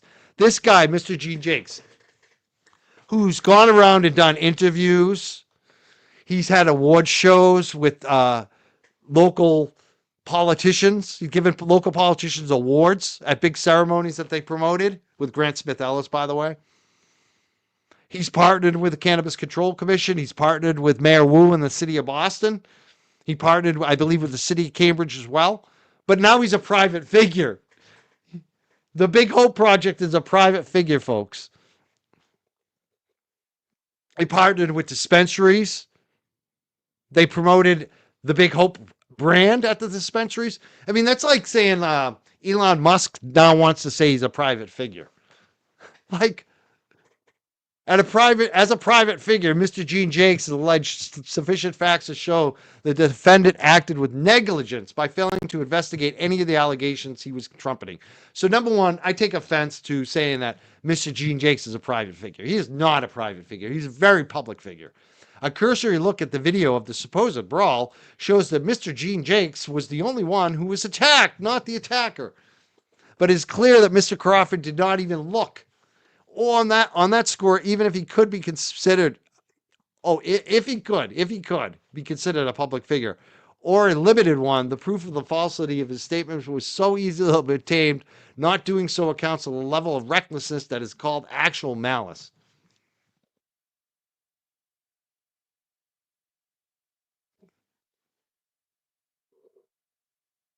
You know what's interesting too, because he's saying that I watched this video, that I didn't pay attention to the video, or I watched the video, or I didn't watch the video. I don't even know what he's trying to say, but he's saying that my viewpoint of the video is false. Then how come there's nobody on his side or nobody in the public sphere? Those videos got viewed a lot, like tens and thousands of times. And there's nobody saying, you know what, Mark Stringer started that fight. There's no comments on there. What? Not even the plaintiff is saying that. Is he? Is he? I mean, he may have said it in the criminal complaint, but he hasn't said it on Facebook. He hasn't said it on Twitter. Nobody. I don't think Grant Smith Ellis is even saying it anymore. Maybe the only one. I mean, who on social media saw that video and said, you know what, Mark Stringer started that fight? Because that's not what you see in the video. Is Mark Stringer walks in with a woman into the convention floor. He stops. He stops. They're walking into a conference. They're walking along. He stops and looks. And he told me and told others that the reason he stopped and looked is because someone said, hey, Mark Stringer. When you hear someone say your name at an event in the industry, right? You're expected to see a friend. Oh, like, who's calling my name? Who wants to see me, right? So he stops and looks. And then they approach him. And they encircle him. And there's multiple people. Now, you could easily say, you know what? Both guys threw down. But you can't say that Mark Stringer was the one who started it. And he wasn't the one who approached. And he wasn't the one who encircled. And I think anyone who watches that video will come away with the fact that if they didn't call his name and approach him and encircle him, nothing would have happened.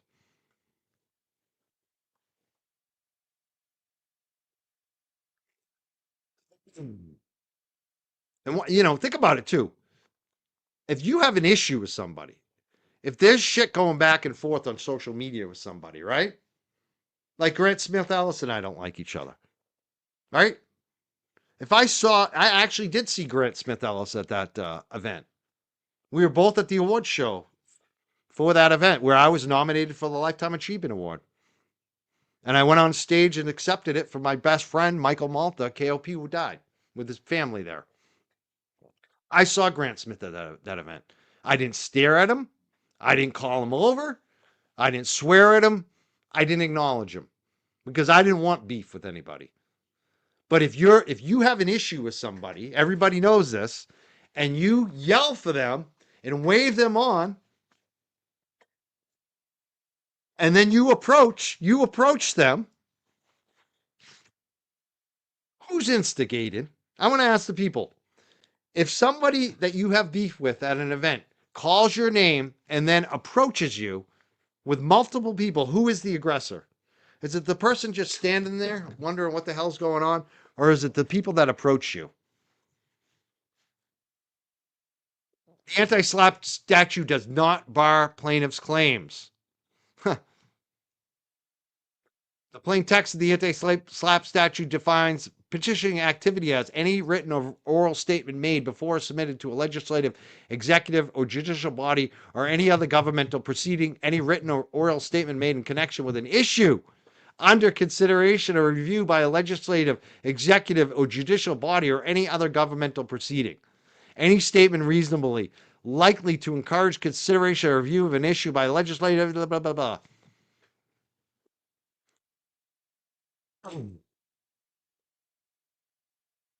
See all this right here?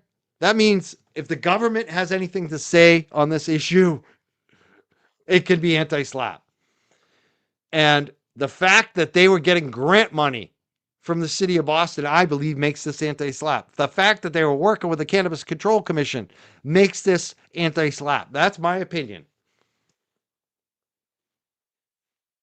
And if it is anti-SLAPP, I get a payment from these guys. I get the legal fees back.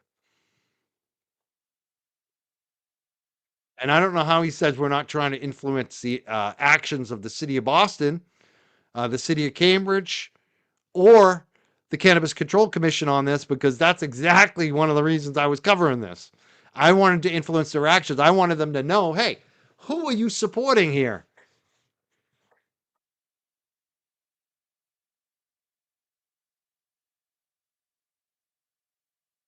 Oh, here it is.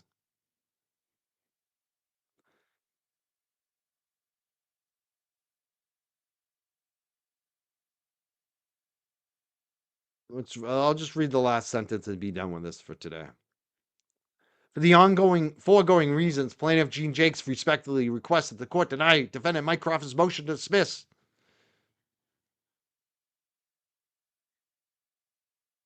Cornell Dolan, Timothy Cornell.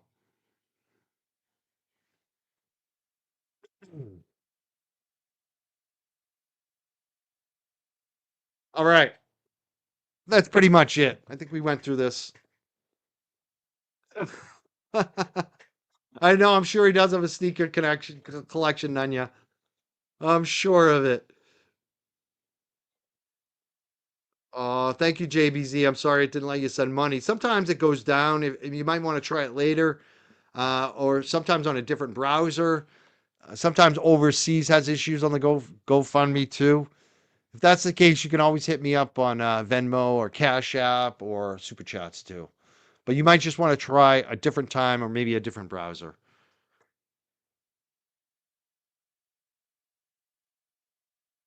I want to thank everybody who's watching today. Yeah, we still got a good amount of people. Yes, 1,268 raised through the Give Sun Go. That was so far for today, I guess. Thank you for all loving Mike and showing up when he needs us. Was that for today? Let's see what we're at right now. I think I'm gonna have to post some more wrestling pictures. Do you guys want to see some more wrestling pictures of me? I posted my brother's wrestling. I hope he's all right with that. I think he is. He likes that shit. I was You know what's great? The trolls going after me. I have to thank the trolls because it got my brother and I reminiscing about wrestling, and he's pointing out stories and different things that happened that I forget about. Even our record, I thought we had a 15-5 team record. He said it was 17-5. I believe him because he is the record keeper. He keeps everything. So it was awesome to get my brother talking about wrestling on the Facebook, and that was because of the trolls coming at me about my wrestling. Oh wow, look at this! Another $5 came in 15 minutes ago from a Young Jurks. Maureen Teresi. Wow, she just sent $200. Thank you so much, Maureen. Wow. That's amazing. Thank you so much. I can't thank you enough. N sent $5 and said, love you, jerks, and the First Amendment, never surrender. Les sent $20 and said, hope justice prevails. Misty Johnson said $25. Thank you so much, Misty. Corinna said, good luck, Mike. She sent $25. Arlene sent $10, said, keep fighting for free speech. Aaron Y sent 25, said, sending love and support from Texas. Thank you from the Lone Star State. Jen Helmick Sackett sent $10, said, good luck, Mike. You got this. Love your hard work. Thank you so much, Jen. And again, oh man, I can't thank you all enough. We're where are we at right now? Total. We've definitely raised over $1,000 today, which is, yeah, we're at 12,479. That's amazing. That is amazing. We've done over 1,500. I definitely have to. That's it. I definitely have to show some more wrestling pictures. All right, let's put this one up first. This is me, 1989. This is my coach on the right with the white shirt with the jeans. His name was Cornelius Madigan. He's still kicking around. He is the best. He saved me, basically, made me what I am. Con Madigan, he was a state champ in high school wrestling. He got a full scholarship to UNH. He was a UNH All-American wrestler. He was also, I believe, the starting fullback on the UNH wrestling team. And he's basically what you call a light heavyweight. Like if he had been, if they had, if it, like he was, about between, I'd say he'd go, depending on how much, weight he's got on him, he'd be a guy who'd weigh like, between 190 to like 220. If there was a 220 weight class in college, he would have been Olympian. Like he would have been number one. Like he is amazing. He's like and the only time I think he would lose in college is when he would go against these guys who were like 275. You know what I mean? Like, but this guy, when there was one time we used to go to these USA wrestling tournaments, and sometimes they have clinics. And there was this one time they had like an Olympian come as the special, clinic, and he actually participated in the open tournament, and our coach beat him. Our coach beat the Olympian. And like the refs in USA Wrestling, I don't think were too happy with it. It was hilarious because our coach, he would win everything. Like every time there would be an open tournament, Bay State games, he'd be the heavyweight champion. So that's our coach, and that was me in 1989. That is the semifinals of the Cape Ann League tournament. The week before I won my first major tournament, which was the Timberlane Invitational Tournament. This match was with my rival. His name was Gabe. Gabe was from Pentucket. We wrestled in the semifinals 2 weeks in a row at the Pentucket at the Timberlane tournament, and then this tournament. And this kid was a brawler. He's a lot like me, except probably a little stronger, in the fact that he hadn't wrestled very long. So like me, we are naturally good wrestlers, and both of us would sometimes lose to guys who maybe weren't as strong as us because they had more experience. They'd hit us with a move maybe we wouldn't know, like leg wrestlers. So he's a very similar style to me, all out, aggressive. We used to have these matches like it would be like 25-19. And it would, the risk for me is he would do this move where he would try to, I could take him down. I'm a takedown artist. I could take down anyone. I'd take him down, get him into a pinning position, and then he'd try to lock and roll, and he's so strong that sometimes he could roll me. And so after a while, my coach was always wrestle to the pin. That was his philosophy. You always wrestle to the pin. You'd never let him up. And somewhere along the way during this season, he started saying, Mike, let him up. Let him up. That's what he did to me in this match. And he basically kept having me let up Gabe. Take him down, let him up. Because Gabe is so strong on the mat. And that was my weakness, my inexperience on the mat. So there I am. And I did defeat him that day. Again, he wasn't happy about it. And he had hit on my girlfriend. The first time we wrestled at Triton, he was talking to my girlfriend before the match. And I think she liked him. So I hung out with him later too. He sold some cars. He's a good guy. He's funny as hell. But we had a rivalry. Like if anyone was going to get into a fist fight at a match, it would be he and I. There was probably some shenanigans in the semifinal match actually. But that's me right before I got disqualified in the big Cape Ann League finals. And this is me again. This is our team. This is my coach again, Con Madigan on the right. On the left is probably what a lot of people refer to as the greatest Massachusetts high school wrestler ever. He was our assistant coach that year. His claim to fame is being probably the greatest wrestler ever out of North Andover High School. His name's Von Hain. He's a 4-time state champ. His freshman year, he was the 16th seed, and he won the state tournament.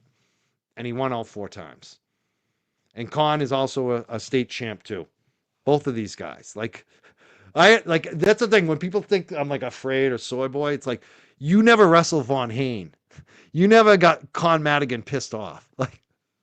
And these guys, they're not yellers. They're just, you don't want to disappoint them. And you don't want to wrestle them when you've disappointed them. You know what I'm saying? And they're not mean guys. They're just, so, and this is the team right here. The award winners that year. There's Henry. Henry was a great wrestler. He was a senior that year. He was a 160 pounder. I used to wrestle him every friggin' day. He's one of the reasons I became a good wrestler. The guy in the center is Jimmy Graham. Jimmy was I wrestled Jimmy and Henry every single day. And the three of us, if you asked any of the three of us who was the best wrestler of us, you get 3 different answers. And none of them were wrong because we were all great wrestlers. And we were friends, but we never took it easy on each other in practice. And we never got pissed off. You know what I mean? We all wanted each other to succeed. and we were all seniors that year. Jimmy got the MVP award. I got the most outstanding. I probably would have got the MVP award that year, but because I got disqualified for the sectionals and states, I didn't get those extra points for the team, you know. But I probably did have the best winning record on the team that year. And there's my buddy Steve Pearson. He was phenomenal. He was a sectional champ too. Phenomenal wrestler. One of my best friends, actually, next door neighbor, freaking kid. I would never mess with that boy. Never mess with that boy. I'll tell you that right now. He's a great guy. Weezer Baba. And then these are the Kapenko brothers. They were two great wrestlers too. Chuck was a sectional champ. Chuck was a really smart kid too. He won on like double overtime on the criteria. Was the only one who knew he won the match. Like none of us knew. He was so smart. He knew he won. He told Con, he's like, Con, I won. They're like with their the referees going through the criteria. They're like, oh yeah, Chuck won the match. One of the kid he actually beat in that sectional is a friend on my Facebook page, which is interesting. It's a great guy too. But there was other guys on the team, even my brother. My brother was on this team junior year. He was Nate Walker, another great wrestler. Chris Bernier, he was a senior. A bunch of kids that didn't get awards that year that had good records. Like we had a really good team that year. And you know, one of the things that I feel like I should. The reason why I'm talking about this is number one, the trolls are going after me. And I always like to talk about wrestling. I love wrestling. I'm like a little bit, what do we call that? Married with children, Al Bundy-ish. I didn't go to Polk High. I went to Triton High. But I love this shit. And one of the reasons is like when Aiden came on the show, you know, one of the things that people enjoyed most, I think, and I saw it the next day, and especially, I think Aiden liked it too, because he went and posted his photo of Aiden doing the long jump. Or was it even the triple jump? I'm not sure. He did both in high school. And I thought that was so cool to get to see who Aiden was before he was Turtle Boy. And it's like a side that you don't get to see. And that's why I'm doing this tonight too. And it's kind of like rewarding to you because you're supporting me. So I want to share a little more. And if it pisses off the trolls, so be it. I love seeing Aiden doing this, that he posted this after our interview. And again, I was a 3-sport athlete. I did track in the spring, which I was pretty good at. I had a couple school records. But I wasn't like, the thing about track, it's like you can win some meets and stuff, but there's only so much faster you can get, especially with what I was doing, like the 200-yarder. You know, when I tried to do a little track in college, and I did it for like one practice basically. And I was like, I'm not doing this because I know the commitment to what a sport is, and I wasn't going to go there to be just somebody that would never win. You know what I mean? Like that's the difference between me and track and soccer, which I also played, and me and wrestling. Wrestling, the moment I won a match, I knew like, wow, I can do this. Even in college, freshman year, I didn't last long at college, but I was good right off. Like I felt like I was the best kid on the Bridgewater team. Not like we had a bunch of all-stars, but I was immediately winning matches. And you know, everyone says, "Oh, Division III, Bridgewater State, Division III." Look at most of the teams we competed against. Like there aren't a lot of Division III. There aren't a lot of college wrestling teams in New England. Period. There are some like Plymouth State, obviously, but mostly who were we competing against a lot, especially when we go to the tournaments, is Division II and I, because that's, you know, UNH, BU, Rhode Island, you know, there's a lot of different, Springfield College. I don't even know if they have programs anymore. UMass Lowell, those are Division II programs. So we wrestle everybody. And I'm pretty sure my first win was actually against a Division I guy. So those labels don't mean as much, honestly, except when it comes to tournament time, obviously. When you come to tournaments, if you're a Division I champ on a national level, that means a big deal compared to Division III. But either way, it's just... And I didn't win any tournaments there in college because I got hurt. I didn't last. And that's the thing about wrestling. I feel like I'm very blessed to get the one phenomenal season I had in high school. And this is for my junior year. What you're going to see too, like these are clippings. They came after me for clippings that I posted. This troll came after me for posting clippings And almost, I think all of these clippings either came from one or two places. Either my great aunt Mary, who used to clip, she used to clip all kinds of stuff from the Red Sox and different people she liked, stories, and she would write us letters and send us newspaper clippings with like 5, 10, 20 bucks in it when we were kids. We'd write her back, and it was always fun. And when we went to high school, and especially like when my brother was in Little League getting in the newspaper, she used to get those and clip those and send them to us. And a lot of times she would circle the names and things like that. So I'm not even sure if this came from my brother, who also used to clip things and keep them, and he's definitely a collector of everything, or if it came from my Aunt Mary.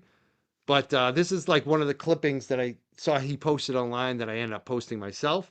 And this is like one of my earliest probably matches ever. And you can see this was like my first year of wrestling. No, actually, this was my senior year. See, I wrestled Greater Lawrence twice, so I wasn't sure. But junior year, I wrestled 152. I was underweight and I had a winning record. I did pretty good. I placed in the sectionals. I was an alternate to the state title. It was one of the toughest brackets that year at 152 with Scott DeVivo, Division 2 North. He was the champion in the bracket. I never wrestled him. And I don't know. I try to remember. I either took fifth or sixth place in that bracket at 152 Division 2 North my junior year, which was my first year of wrestling, which was phenomenal. First year wrestling, 152 varsity. You're placing at the sectionals and getting a medal and an alternate in the state tournament. I was gifted at it. I was gifted at it in a way that I was not gifted at, say, basketball, which I got cut from, or other sports. I was just a good wrestler. And this is my senior year when I went down to 145, and I absolutely dominated. I was a dominating wrestler. The only time I ever lost, like I said, was against sectional champs and guys that had more experience. And I really feel like the guy who beat me early in the season, who ended up being the state champ of my bracket, I feel like I would have had a chance at him, especially knowing his moves. You always get better the second or third time you wrestle someone with experience because you learn their moves. You learn how to counter them. And we had a close match the first time. And this, you could see, like every time they say Mike Crawford, it says fall. That's a pin. 137. Pin in the first round. That's the first match. One pin first round. Mike Crawford, pin in the second period right here. So there you go. 2 matches, 2 pins. First and second period. My brother got a pin right here too. 2 minutes and 33 seconds. My little bro right here. So there you go. This, if you look at the newspaper stories, what you see over and over again is me just pinning dudes. Let's bring up another one. And there is one where I lost a match. So let me try to find the other one. Here's the other one. And this is when we were in a team tournament. We had an early season team tournament, and we actually beat some teams. We actually beat West. It was at Westford Academy, and Westford Academy was like ranked above us at this tournament. Like when we were in the Globe rankings, Westford was always up there. We weren't. This was the day that we got up in the rankings. This was the day that my senior year where everyone said, holy shit, Triton's got a team this year. We took second in this tournament, and we had a fairly competitive match. Not as competitive as it should have been, honestly. We kind of shit the bed against Franklin. But Franklin was a phenomenal team. If they didn't win the state title that year, I'm pretty sure they might have as a team. They were phenomenal. They had a great team. They had Dan Colaci on the team and a kid named Davis. Davis was probably one of the, when I said Von Hain was probably the best wrestler ever in Massachusetts, arguably Paul Davis was as well. And this was the tournament where we wrestled against Franklin. Yeah, here it is. The Vikings defeated Westford. So Westford was higher ranked than us, and we beat them 40-28 that day. And I remember Chris Bernier had a big win that day. Bernier or persevered that day. He came through. I remember specifically against a really tough Westford kid. In Framingham North, another team. I don't think. Look, we beat Mark Betteros. I wonder is Betteros a Framingham North guy? We need to find out if he went to North. Because we defeated him that day, and we weren't supposed to beat him. That's another team. I think they were more highly ranked than us. We beat them 45-23 that day. So, and then we went on to the finals to go against Franklin, who were the powerhouse. We lost 42-19 that day. And that was the one where I felt like I disappointed my coach because I got pinned. I got pinned. And who did I get pinned by? Dan Kalachi, state champ, New England champ. Early season, he hit me with this barrel roll move I'd never seen before. I hit a, I'm aggressive. I'm going against the best wrestler I ever had. And what do? I go for a friggin' double leg takedown. And he hits me with a friggin' barrel roll. And I'm like, Coach, what did he hit me with? I've never seen that before. Next week, that's all we practice, the barrel roll. How to defend against a barrel roll. So again, but what do you see on here? Again, Sean Crawford is circled. They went after my brother because he circled his name. I think this was the first time my brother was ever in the paper for wrestling, and I think he was damn proud of it. He had a tough win. It was probably his first huge win against a friggin' tough kid. He had a 10-7 decision. I'm glad he circled his name. But what you see again, let's go through it. You got a couple of my names up here a couple of times. Mike Crawford, 145 pin. First round, 147. So another first round pin. That was against Westford. Henry Vigent, also superior decision, 15-1. Another tough bastard. Let's go through this one. Against Framingham North. Mike Crawford, 145, pin 151. That guy scratched the hell out of me, too. That was the funniest match ever. I pushed the kid out because he kept scratching me. I pinned the kid. I was so pissed. He scratched the fuck out of my neck with his nails. He got penalized, but then I pinned him. I got mad. So I won that one, another first round pin after he scratched my face off. And then I went up against Kalachi. That one I didn't win. So there you go. Oh, and then they're talking about Cape Ann League North Andover and Beverly matches. There, look, Crawford wins again, right? Crawford never loses. No, I did lose. So how many matches is that? That's like 7, 8 matches in the newspaper. I lost one of them against a state champ. So that's kind of the history. I was a Daily News All-Star. I did get the most outstanding wrestler award. I got the most improved wrestler junior year, most outstanding wrestler senior year on the team. And the thing, beyond the awards and the tournaments and all that shit, the best thing is the respect from the teammates and the competitors that we compete against, and especially my coaches. That's what I'm most proud of. All my wrestling, it's that I can see my boys, Con Madigan and Von Hain, and they go, "Oh yeah, Crawford, he was tough. He was a tough kid. He didn't give up." So there you go. The trolls got me talking about my wrestling, and I shared it with you guys as a reward. Let me brag about it. It seems to trigger them when I talk about my wrestling.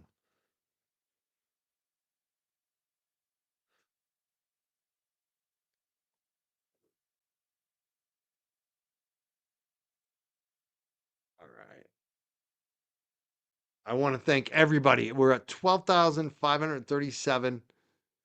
3 minutes ago, Paula Duff just sent $27. It says, "More love from Iowa." I love it. Growing up hearing about Dan Gable from my dad is some amazing memories. Go Hawks. Wishing you the best, Mike. Oh, thank you so much, Paula Duff. Another 27 is a magic number for me too. So thank you, double Paula Duff. That's a special number to me.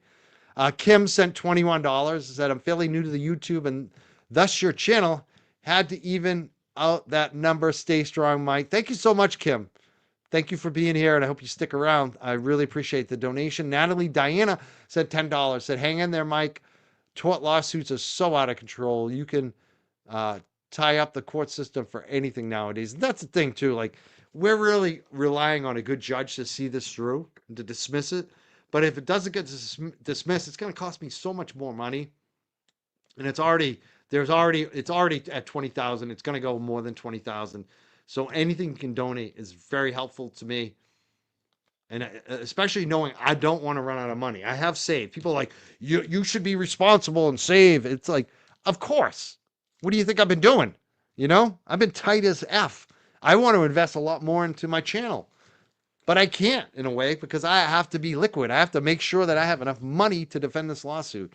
And that's why it's so important if you can help me out. Anybody that is supporting this, so that we don't have to fold. I don't want to ever be in a position where I have to fold to a lawsuit that's bullshit because I don't have enough money to defend it.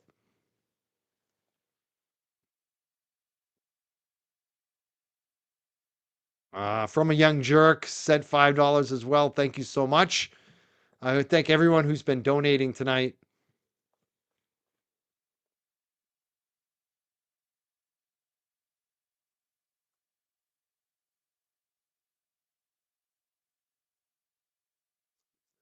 Truly, if I had 25, 30,000, that would probably cover just this section. I mean, if this goes to trial, this could be 50, 100 G's. It's crazy. It is freaking crazy. Probably not 100, but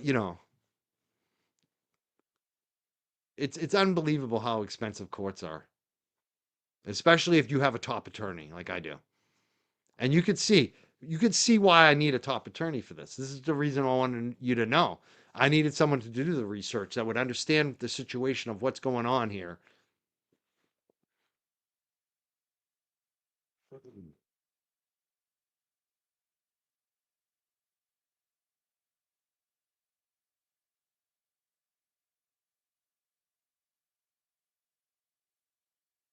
Your brother was in the States in 1990, 189. That's a tough weight class.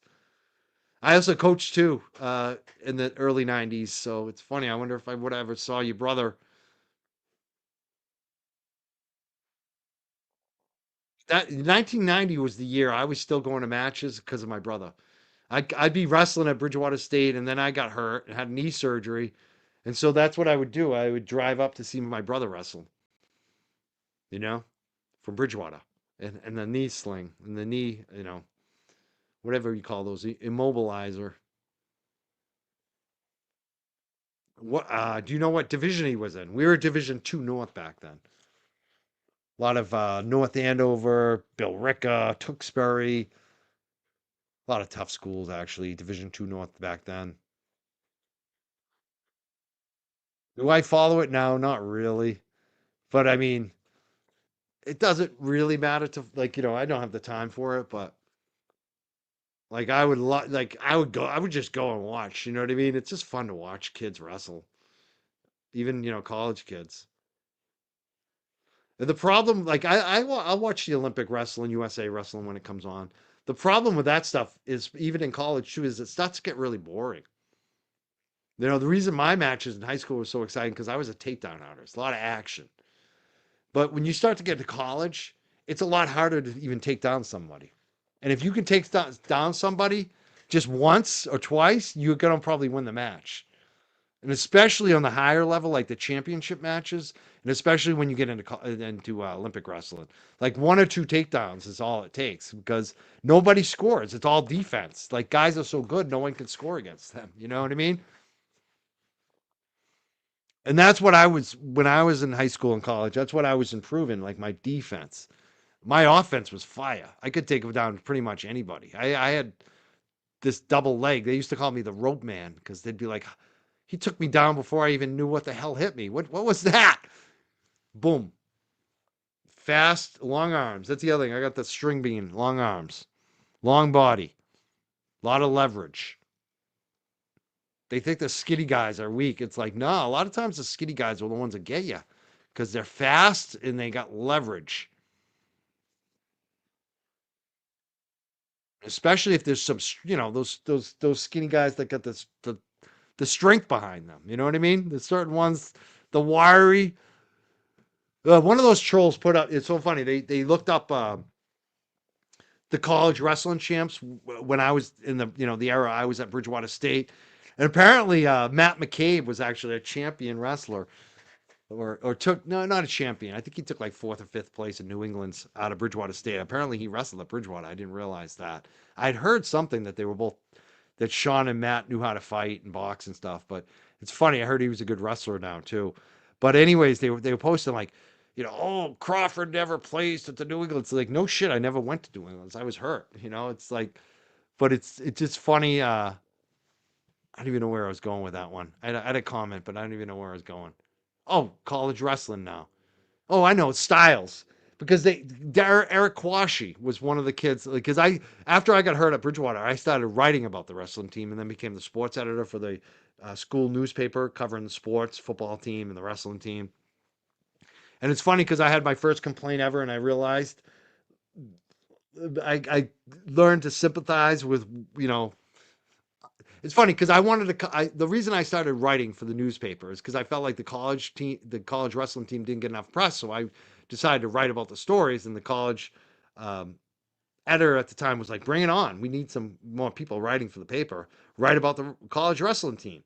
He wrote about the football team, but then when he left, they needed a editor, so I took on the job, and I'm writing about the football team, and I'm still writing about the wrestling team because that's my love.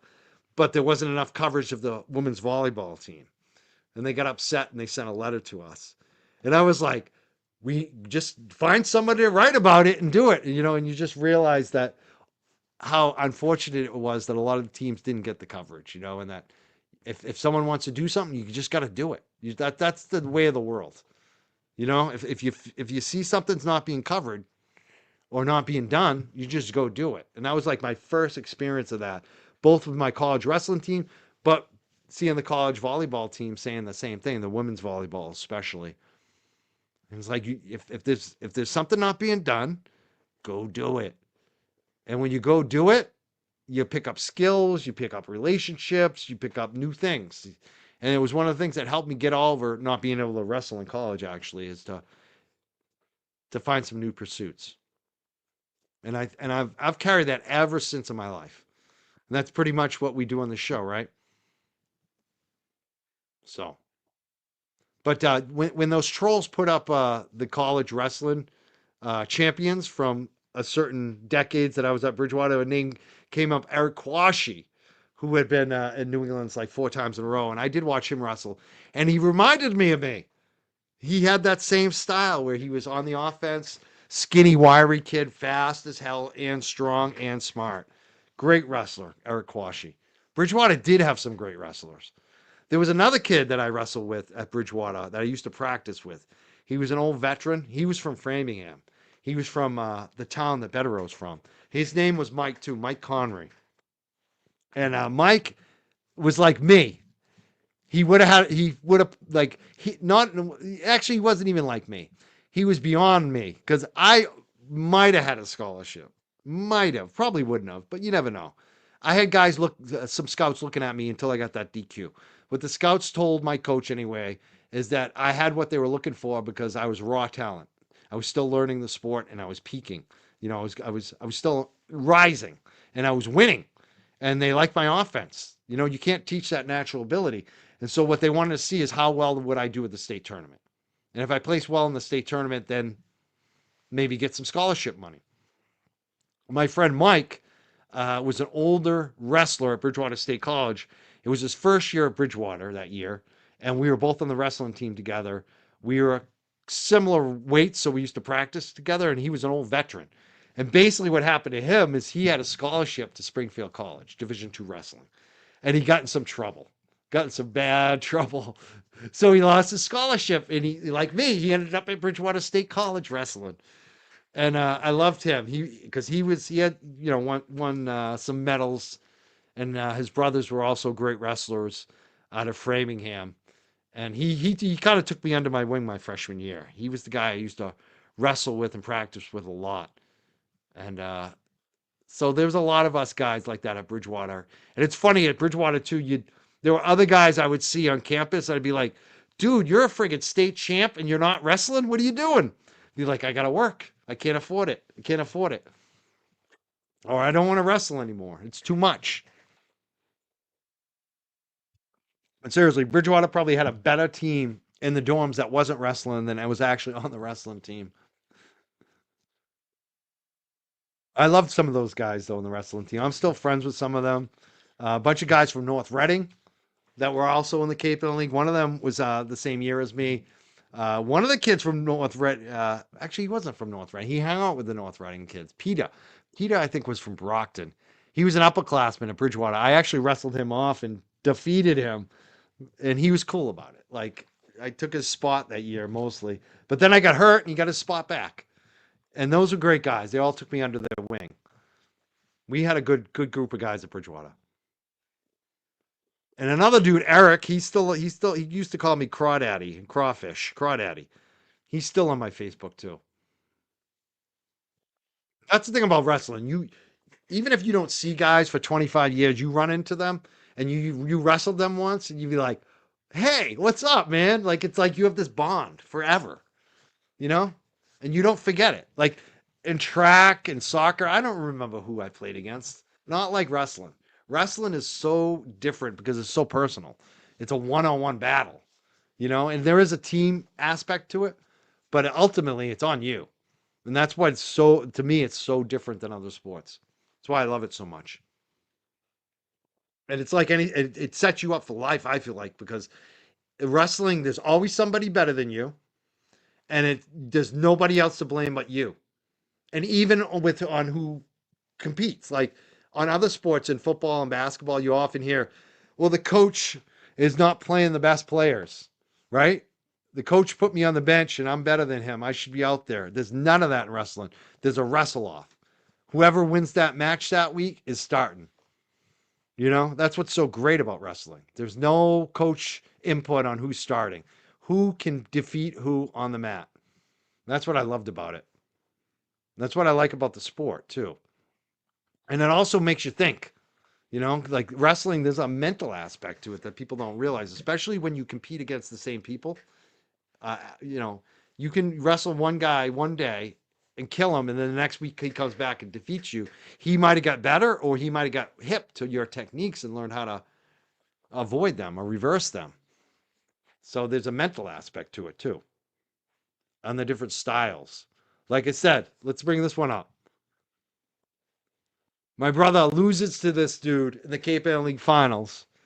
Ryan Zaneski takes first place in the Cape Ann League Finals. My brother ends up in fourth place that year. Kind of a disappointment. They're both seniors. They're both actually somewhat inexperienced wrestlers. I think Zaneski's probably a 2-year wrestler too. So Ryan Zaneski, the kid up in the air, is the Cape Ann League champ that year. Beat another kid named Carbone from North Andover. By the way of Wubin, who was an experienced, strong wrestler. They had a good weight class that year. All 4 of the kids in the top 4, Cape Ann League, were studs. The next week, in the sectionals, here's my brother, body slamming the kid, the Cape Ann League champ that he had lost to the week before. My brother goes to the state tournament. You know, that's the thing about wrestling.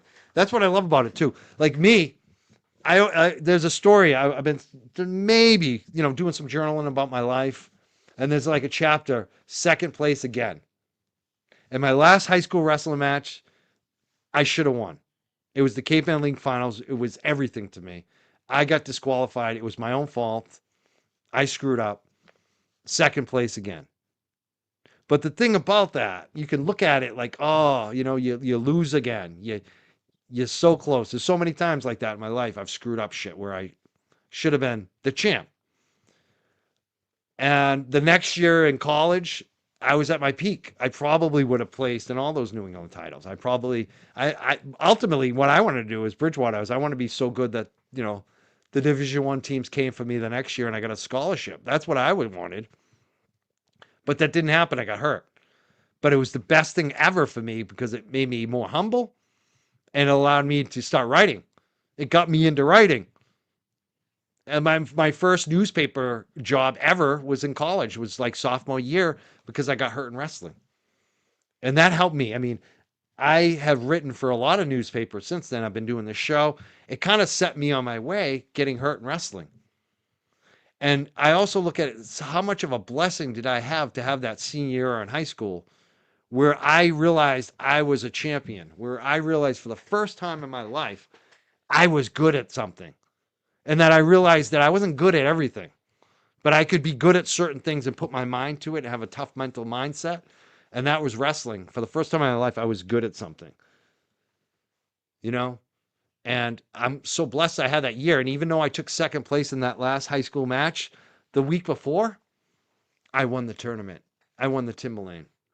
And as good as our team was, our team senior year, I was the only one who won that tournament. I was the only one on the team that came away with the gold medal. Jimmy Graham right there in the center, great wrestler. He lost his finals match that week. I thought he might win. He had a tough kid. That kid, he lost to a Timberlane kid. I was the guy who walked out with the only gold medal. When I came to school on Monday morning after winning that tournament. It was like my life had changed. Like the teachers are all treating me different. You know what I'm saying? Even the girls. Like, and then my head did blow up. When JFK talks about heads blowing up, my head blew up there. When you see me here, my head is a little blown up. I'm. So for me, I look back on, I really have no regrets. The only regret I probably have is that I got DQ'd in that match. Beyond that, if I could take anything back in my life, that would probably be it. Because I wanted to be a Cape and Link champ. I wanted to go to the state tournament. I wanted to compete and see how. I think I would have been in the finals against that kid from Wayland I lost to. I really do. I think it would have been he and I. When I ran into him at the state tournament, he's like, "I was wondering why you weren't here." I was actually expecting it was going to be you and I in the finals. So I want to thank the trolls for letting me talk about my wrestling past tonight, coming after me. I don't need to exaggerate. It is what it is. You know what I mean? It is what it is. I'm going to put this one up too. I just love this one. Well, actually, I'll put mine up first. There's me. Look at this kid's jacked. His name's Gabe. That kid was strong. And the kid I'm pinning right there is from Pentucket High School, the same high school John Cena went to. So I'm pinning a kid right there. I didn't pin him actually. I think I on this match right here. We were brawlers. I think that was like a match I won probably like 25-15 or something. Like I said, I kept letting him up, taking him down, letting him up. Even though it looks like I'm about to pin him, I did not pin him. This kid was strong. I don't think I ever pinned him. I think all three times I wrestled him, it was a brawl. Maybe the second time, maybe at Timberlane in the semis, maybe I did pin him, but I know in this one I did not pin him. This kid was a brawler. He was strong as F. And this is John Cena's high school. This is that was our rival, Pentucket High School. But I'm gonna close it by the one I'm most proud of, my little bro, when he body slammed the Cape Ann League champ, ended up on the front page of the sports section of the Lawrence Eagle Tribune. Body slam Crawford right here, Shawnee Sean. Look at that form too. I mean, that's the thing our coaches taught us. That was just textbook. Look how deep he is. If you're a wrestler, you know. Like that is textbook. And this is a textbook legal slam. He pounded that guy into the mat. And whoever took that photo, God bless them. That is a great photo. And you can tell it's not digital. You see the little dot on the referee. It's like a flash bulb. Like it's a real, back in the day when they used to actually put the photos on film and take it to a dark room. I bet my brother has a copy of this. We used to be able to, I'm sure you still can, go to the newspaper and actually get a copy, get a proof of the photo.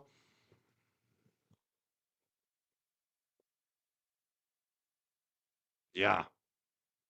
All right. I want to thank everybody who's been donating tonight on the super chats. Like, please pass the pepper. Thank you so much. Thank you, Ellen. $25 says, keep the faith, Mike. We're pulling for you in free speech. Thank you so much for supporting free speech tonight. And I want to thank everyone who's been, especially sending donations through our Give, Send, Go. It's pinned at the top of the chat. I'll also post it pinned on the comments on the replay for people watching on the replay. I want to thank everyone who's been donating today. It's amazing to see the donations. We're at 12,637. Every dollar is helping. Believe me, I'm writing a check tonight for $10,000 that I need to send out. So anything you can do to help me, I am down. And I'm worried. I don't want to run out of money. That's the big thing. So anything you can donate. Claire Brown sent $25. Thank you, Mike, for all you do. Love your show and what you stand for. You got this. Thank you so much, Claire. Let me put that back on the screen. It's the Give, Send, Go. Thank you to everyone who's been donating.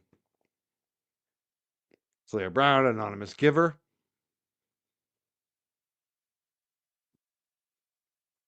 Yeah, we're at 12,637. Pretty amazing. It would be helpful if we continue to rise. Like I said, if you want, you can get some of our stickers. You just email me, MJC Boston. We got a bunch of different stickers here that you can get. You got the Young Jelly, you got the Young Jerk stickers, you got them all. So MJC Boston 1 at yahoo.com. If you make a donation on the Give Send Go, make a screenshot or just email me with your email address and your mailing address, and we'll mail out some stickers to you.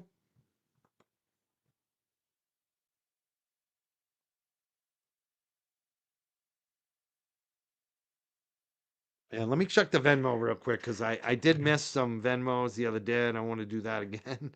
I felt bad, but I did catch up to them. Oh boy, people are sending on Venmo tonight too. Please pass the pepper. Oh my God, you're amazing. I just love you. You are just. She just sent $100 on Venmo. Wow, you're a friggin' amazing. Thank you. Please pass the pepper. Nikki Myers, Nikki M sent $5 for the lawsuit. Thank you so much, Nikki. It's much appreciated. Ann M sent $50. Wow, said First Amendment an hour ago. Lynn B sent 25. Says fundraiser, Mike the Young Jerks. Keep your head up, Mike from Lindsay Bay. Thank you so much, Lindsay Bay. Wow, you guys are. Oh my God, you ladies. Why no sent me $10. Thank you so much. Oh, Rich O sent me $10 on Venmo. It's a great show last night, Mike. Keep doing what you're doing. Wow, that's amazing. Thank you so much. And Please Pass the Pepper sent me $50 a couple days ago as well. That's unbelievable. You are so generous with me. This helps. It really does. I gotta say, it helps my spirit, but it also helps. Most importantly, it helps the defense fund. We need to make sure that we don't run out of money there. And that's what they're hoping for. I really feel like a lot of this is to drain us and silence us. And I wonder who is actually funding it. Is this guy actually funding his own lawsuit? Or, hmm.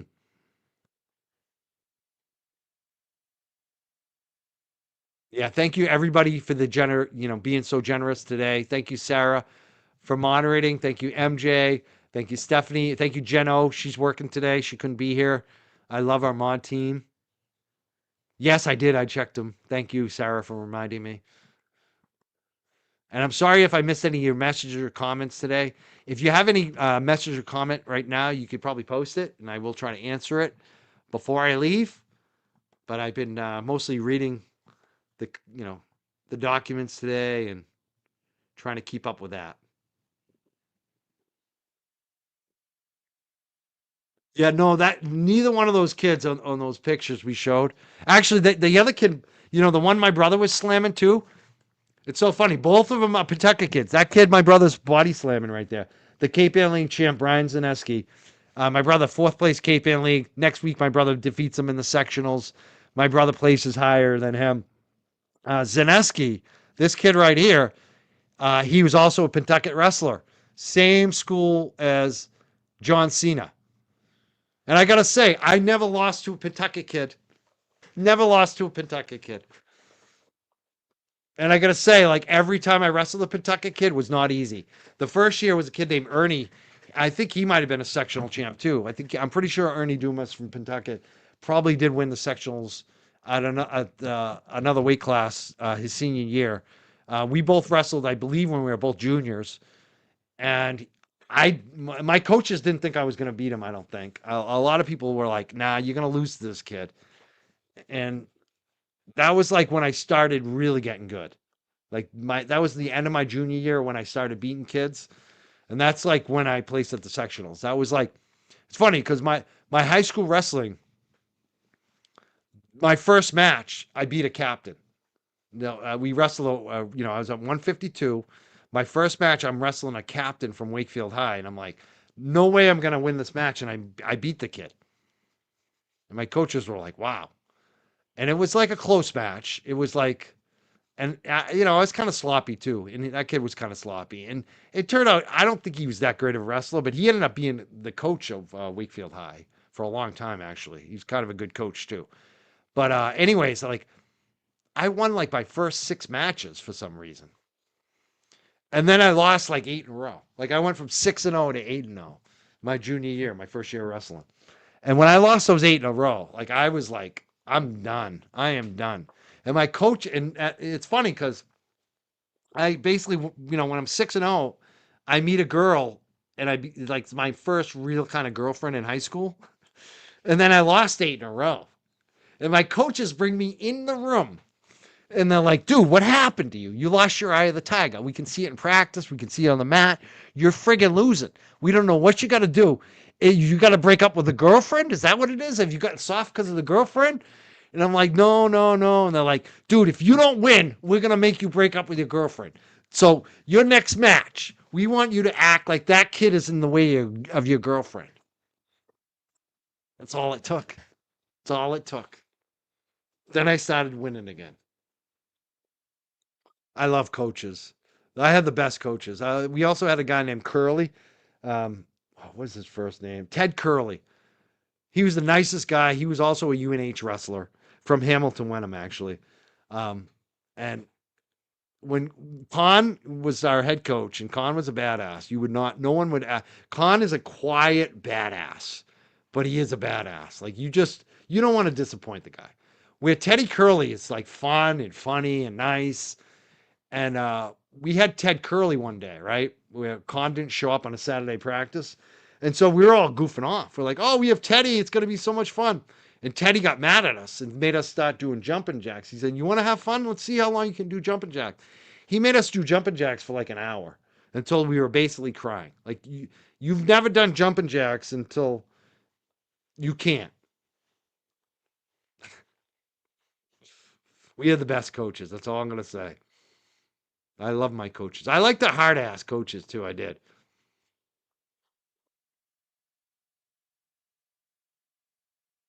All right, I'm out of here. I'm gonna remove my brother's picture. Let's get him off the screen. Let's get him off.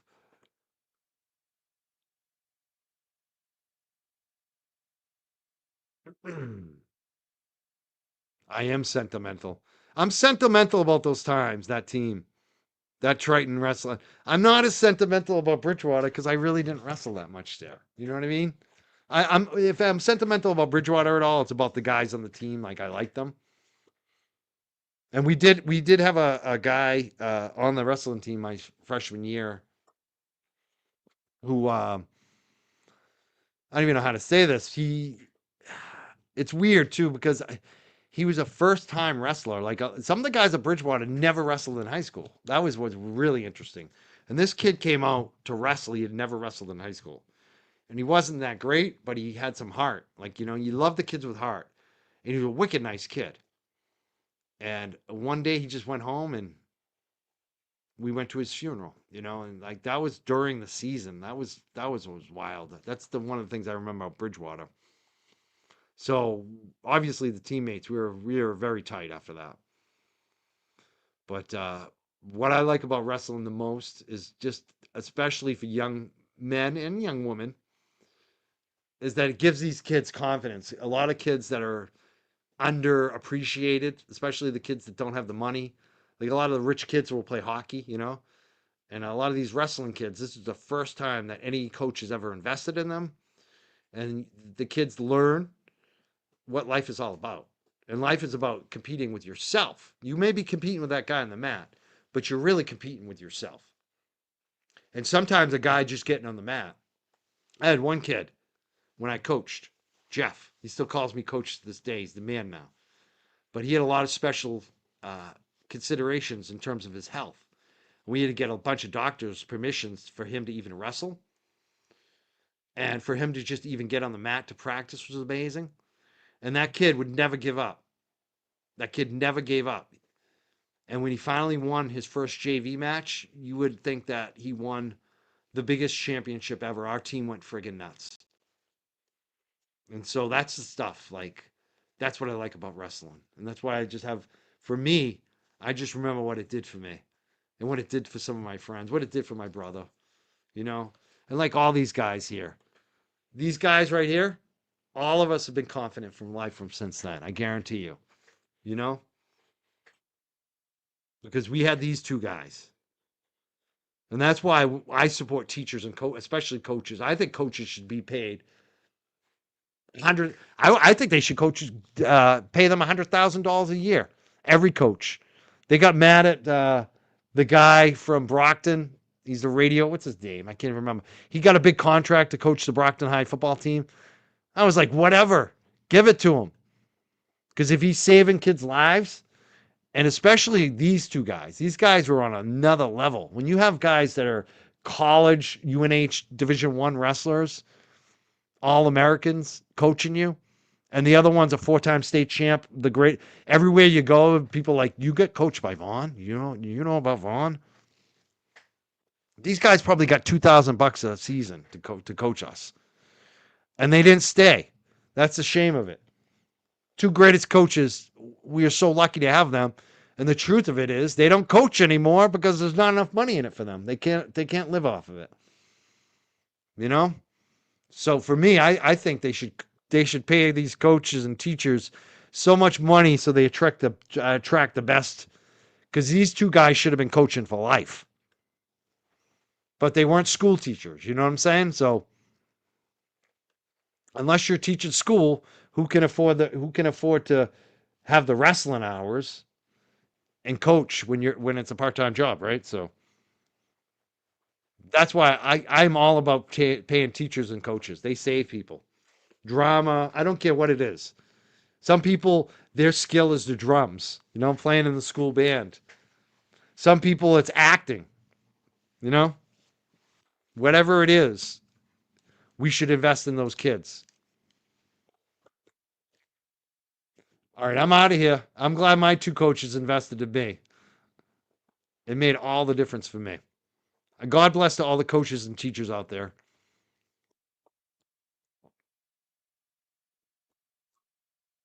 And thank you, everyone who's been donating to me. I really appreciate it. Thank you, Tanya. Love you, Mike. Keep up the great journalism. Thank you so much. Thank you, everyone who's donated tonight. Thank you for all the Venmos. And especially thank you on the Give, Send, Go that I'm going to continue to fundraise for. Oh, Allison just sent $20. Said, keep strong, Mike. Wish it was more, but maybe next payday. Oh, thank you so much, Allison. I love it. Claire Brown also sent $25. These are on the Give, Send, Go. Another anonymous giver. For one for 25 and one for 50, supporting you, Mike. Anonymous giver says, stay true to your moral compass, Mike. Truth will prevail. I love seeing all these new donos come in. Let's put this on the screen again before I go. Is it on the screen? No. Let's add it. 1 second. That's the one? No, that is it.